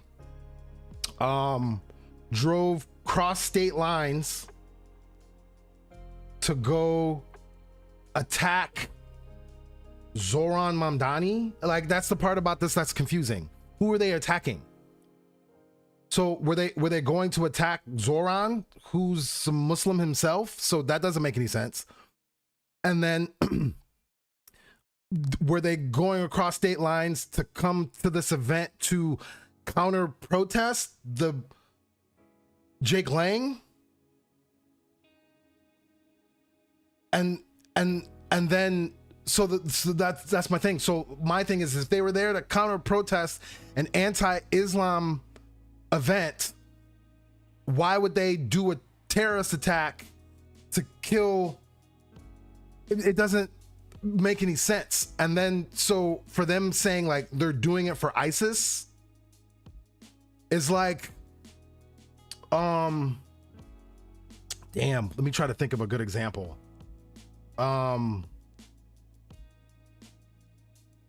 It's like trying to talk to anime kids now using G.I. Joe references. You know what I mean? Like, like you're talking to somebody who's like a weebo, and like the white kids that speak Japanese, right? And you go up to them and you're like, oh man, this is a Cobra Commander. They're not really gonna get what you're talking about. So if you're trying to tell me that these young Arab kids who were so radicalized that they drove from Pennsylvania to New York to throw IEDs, improvised explosive devices, in the front of the Muslim mayor who's doing a better job in New York than the president is doing in the whole fucking country for ISIS, who I haven't heard of since 2019, for real, sounds like the CIA, like entrapment. And I'm very, very, very sensitive to the CIA doing entrapment in order to make brown people scary, because I'm a big, well, I haven't recently, but years prior, the only thing that I religiously listened to was The Majority Report with Sam Cedar. Every day, didn't miss it.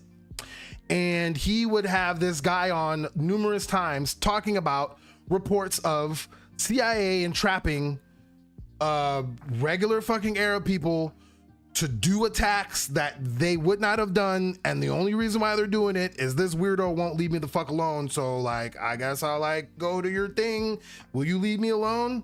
Okay. Oh wait, I'm being investigated by the CIA. What the fuck? You know, that's how those investigations would go. So I'm very, very, very, very sensitive to entrapment, because the CIA does that all the time, number one. And then those stories didn't make any sense. When you look at them in hindsight, the only way that those stories would make sense is if you're a bigoted, racist piece of shit. And that's kind of the same thing with this one.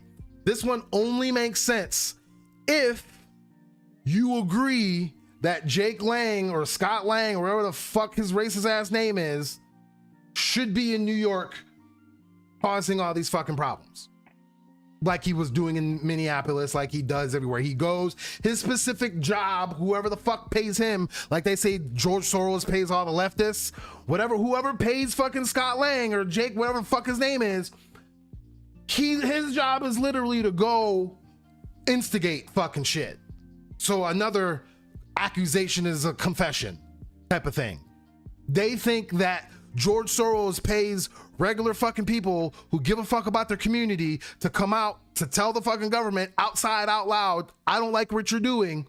They think that George Soros is willing to pay us to do that, when that's the only reason why they would come to a protest, is if somebody paid them. See the logic? And so is terror related? A question. You're going to say that this is terror related, and you're going to bring up a terror group from however many years ago. I'm going to need a little bit more than that one, bro. And the only reason why I'm skeptical is I've been reading about your lies all fucking day. You've been lying to me all fucking day. You told me you ain't shoot no school. You shot the fucking school. You told me that there's 7 motherfuckers dead. I don't think that there's 500, but I think that there is at least over 100.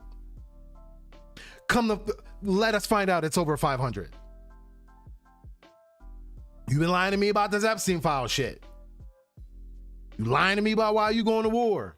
Lying to me about what your justifications for war is. So now I'm supposed to just take you at this word that this random shit that, like, when you read the article, when you read the breakdown of, is this it? No, this is the Rihanna thing. I was thinking about maybe getting to that, but I don't really care about Rihanna no more. Nope, not that one. So let's do this. Let's forget the Rihanna thing and go to bomb scare at Mamdani residence. When you read these articles, it doesn't make any sense. Let's go to Reuters. I like centrist shit when I'm reading the article. Okay, so filled with jars. That's not what I'm looking for. Jake Lang, that's his name. So far-right activist Jake Lang led a protest on Saturday outside Gracie Mansion, where Mamdani lives with his wife, against a purported Islamic takeover of New York City and against public prayers by Muslims. Tish said at a press conference on Saturday, blah, blah, blah, that he didn't believe Mamdani and his wife were at his home at the time. In a statement, that's not what I'm looking for. There was a one where they were breaking down like that they came across state lines. Here, let me go to ground news.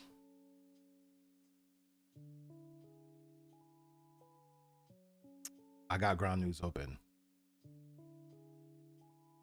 Mamdani. So I guess AP had the most. Is that where I saw it the first time? Or was USA Today? Okay.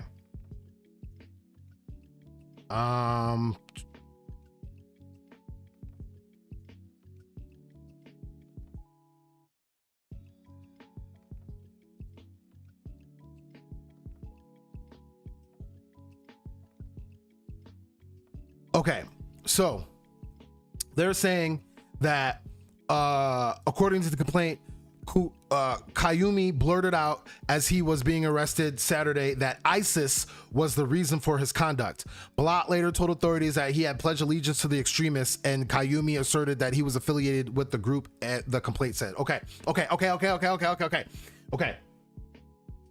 Even if I take you at your word that these kids are self-radicalized by ISIS, why would their attack be an anti-Islamic protest led by Jake Lang in front of Mamdani's house in New York, which is a state away from them?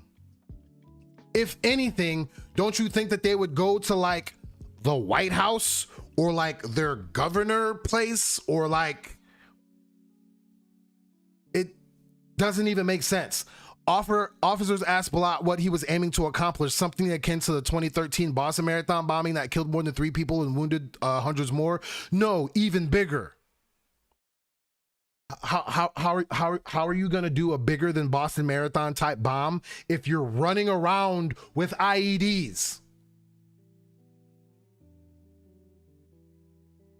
At least the Boston bomber motherfucker was packed them shits up and hid them places and was hiding under a boat.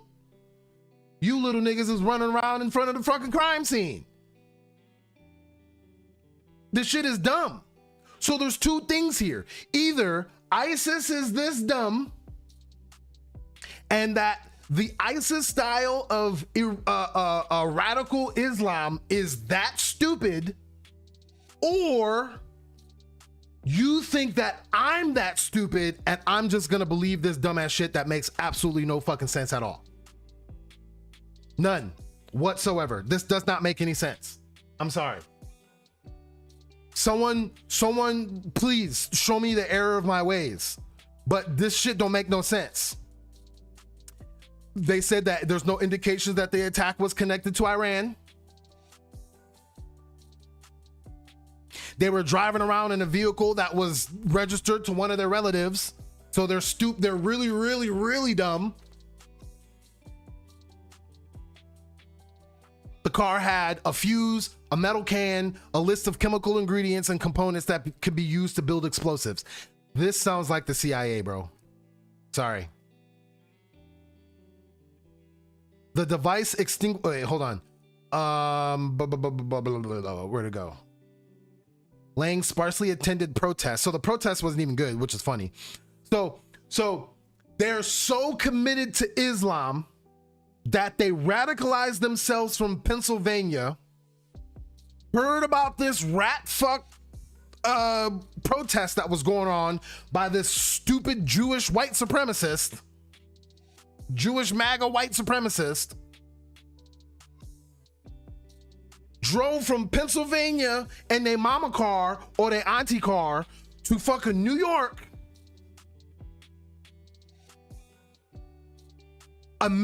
so Lang's sparsely attended protest Saturday drew a far larger group of counter protesters. Amid the face-off, Blat tossed a jar-sized device that contained the explosives into the crowd. The object also contained a fuse plus an exterior layer of duct tape, nuts and bolts. The device extinguished itself steps from police officers. Then Blat ran from down the block and collected a second similar device. So you let this little nigga run off to collect something else, and then he dropped it by some police officers and tried to run away.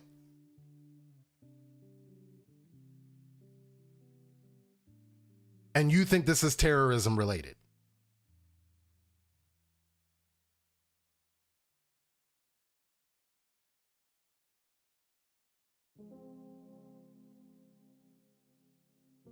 Okay. I guess. Makes no sense. And some are asking as well, is involvement in the Middle East. Right. A lot of people wondering that could this be connected in some way to Iran because of what It's not. is going on in the Middle East. So that's what I'm saying. So all you got to do is read the article, and the article will tell you already what's up. So that's how you can see them real time live manufacturing consent. Oh, you gotta know if this is connected to Iran or not. We gotta make sure it's connected to Iran. No indications that it was connected to Iran. There you go, problem solved.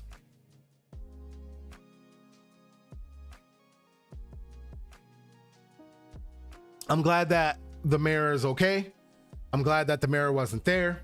I'm glad that no one was hurt. I mean, you could have took out a couple of the white supremacist fascists. They can definitely get hurt. But I'm glad that no one got hurt.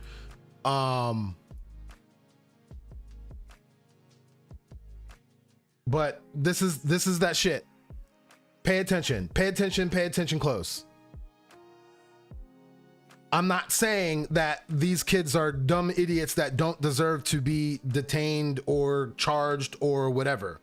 I'm just saying that you're trying to tell me that this is an ISIS plot from radicalized ISIS kids, but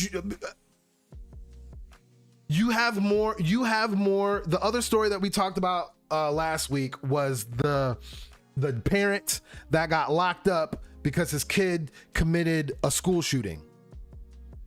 You had more evidence of that kid attempting to do a school shooting than I've seen anything that you talking about these kids with their radicalization besides them saying it. I don't see no Discord posts. I don't see no contact with their Islamic handlers. I don't see their search history. Usually you would have told me, oh, they were looking at Mia Khalifa porn, and they were looking at how to build a bomb on the internet. Normally you would have said that shit. But the only thing you got is they took their auntie car, they took a relative car, and they yelled out ISIS. ISIS made me do it. Bro, we got to do a little bit better than this, man. We got to do better than this.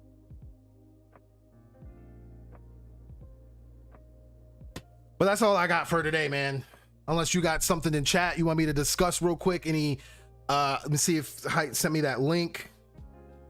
Oh, he did.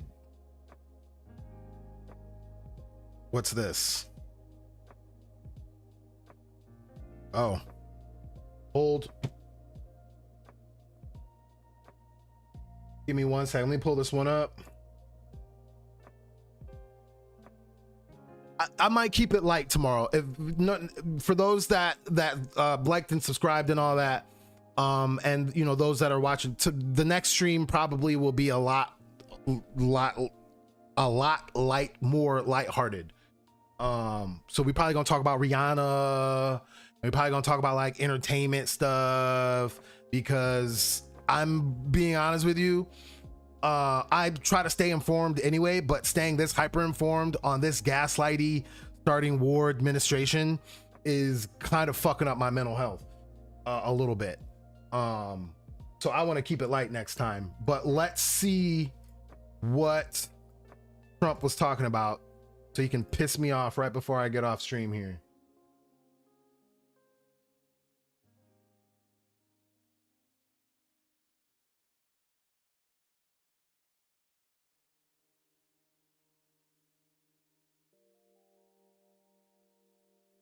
On a Tomahawk and bombed its own elementary school on the first day of the war. But you're the only person in your government saying this. Even your defense secretary wouldn't say that when he was asked, standing over your shoulder on your plane on Saturday. Why are you the only person saying this? Because I just don't know enough about it. I think you the president, nigga. What are you talking about? Told is under investigation, but Tomahawks are used by others, as you know. Numerous other nations have Tomahawks. They buy them from us. But I will certainly, whatever the report shows, I'm willing to live with that report. You just suggested that Iran somehow got its hands on Tomahawk and bombed its own elementary school. Wow.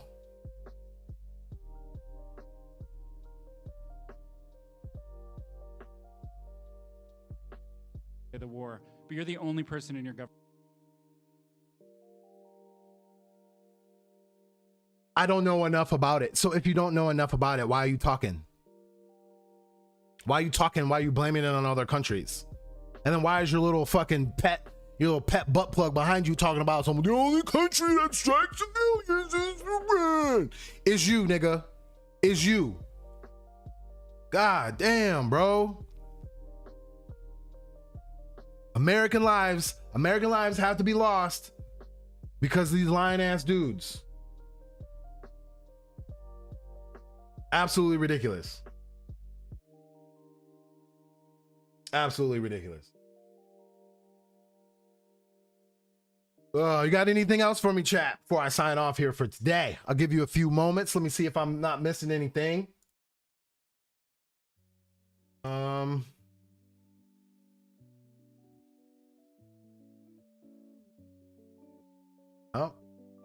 Oh, what's this one? Oh, no, that's the first one. What's this one?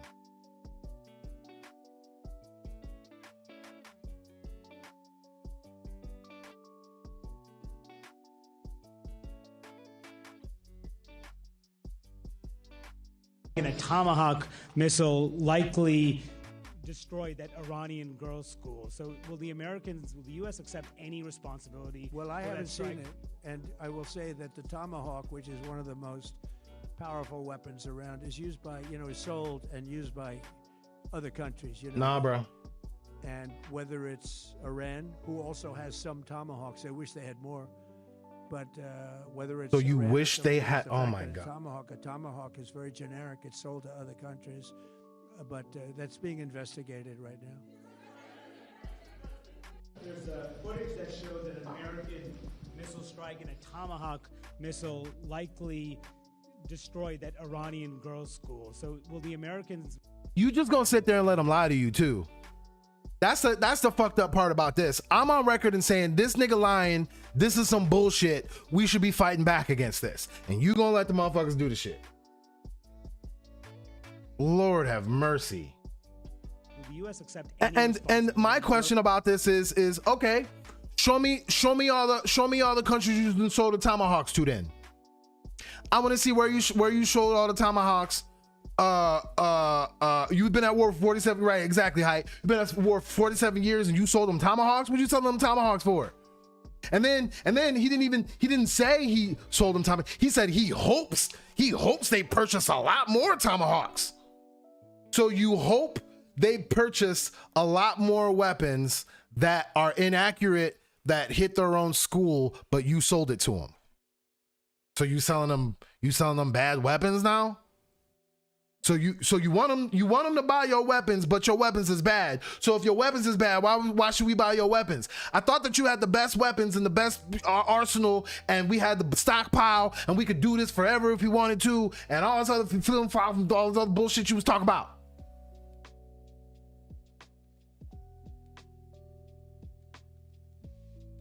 This is fucking bullshit, bro. I want all my money back, bro.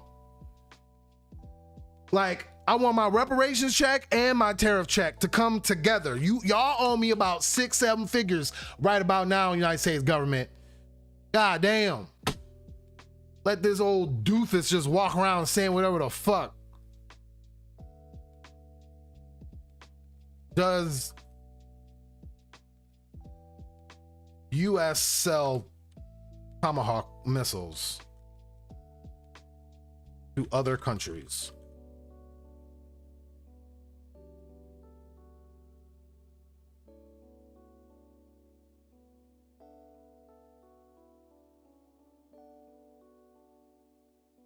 Oh, so see, that's what they're doing now. So the manufacturing of the consent is, because Times Now World, if I'm not mistaken, is, no, I guess this is like, I don't know, this is some bullshit source. But my point about this is, oh, what other countries have Tomahawk missiles? I want to see the manifestos then. I want to see who you sold them to, how much money you made, all that shit. If you sold the Tomahawks to other people.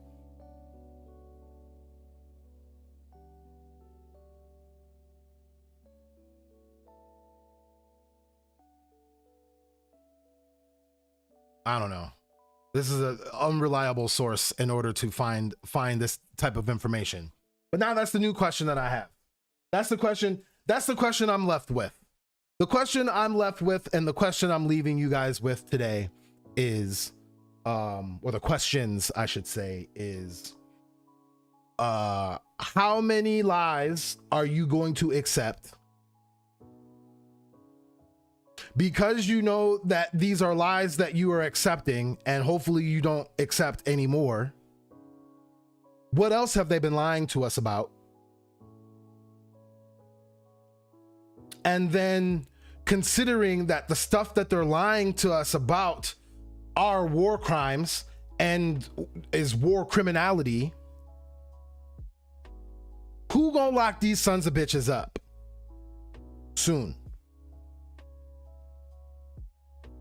Because, you know, if I were to even go around and jokingly make a threat right now, CIA, FBI, local police, and Homeland Security is gonna come investigate and potentially lock me up, like that one cop that was locked up for like a week because he posted about Charlie Kirk on Facebook. So I can get locked up for that. But you niggas can lie about war crimes, starting a war, touching kids, whole bunch of other stuff, and get to not only assume power, get more power, rob the American people, which in turn is enriching yourself, get on TV, continue to lie, and y'all just gonna sit there and continue to let it happen. Okay. I'm gonna say this one more time. Every confession that they make, that those type of people make, those child touching fucks make, is or accusation is a confession or an admission of what they want to, are going to, or have done. So when Trump says this is the best time to take over your government, you may not have the ability to do it for a long time. He's also talking to us. And I know I want to do stuff about it. I know I want to put people in place that are going to do things that are needed for the people. And to be honest with you, I want to change the whole motherfucking economic and political system if we can, all at once. It's probably not going to happen. So in the meantime, we should do what we can do to make sure those around us are protected and are safe, informed, and when we do have the legal ability to do the things that we can do to change what our government is, we make sure we choose the right people. And that means, James Tallarico, you gonna have to show me you willing to do something about this. You gonna get the fuck up off my campaign trail. I see you guys soon. Thanks for stopping by. J-OneHundred TV Live. I'll see you guys later.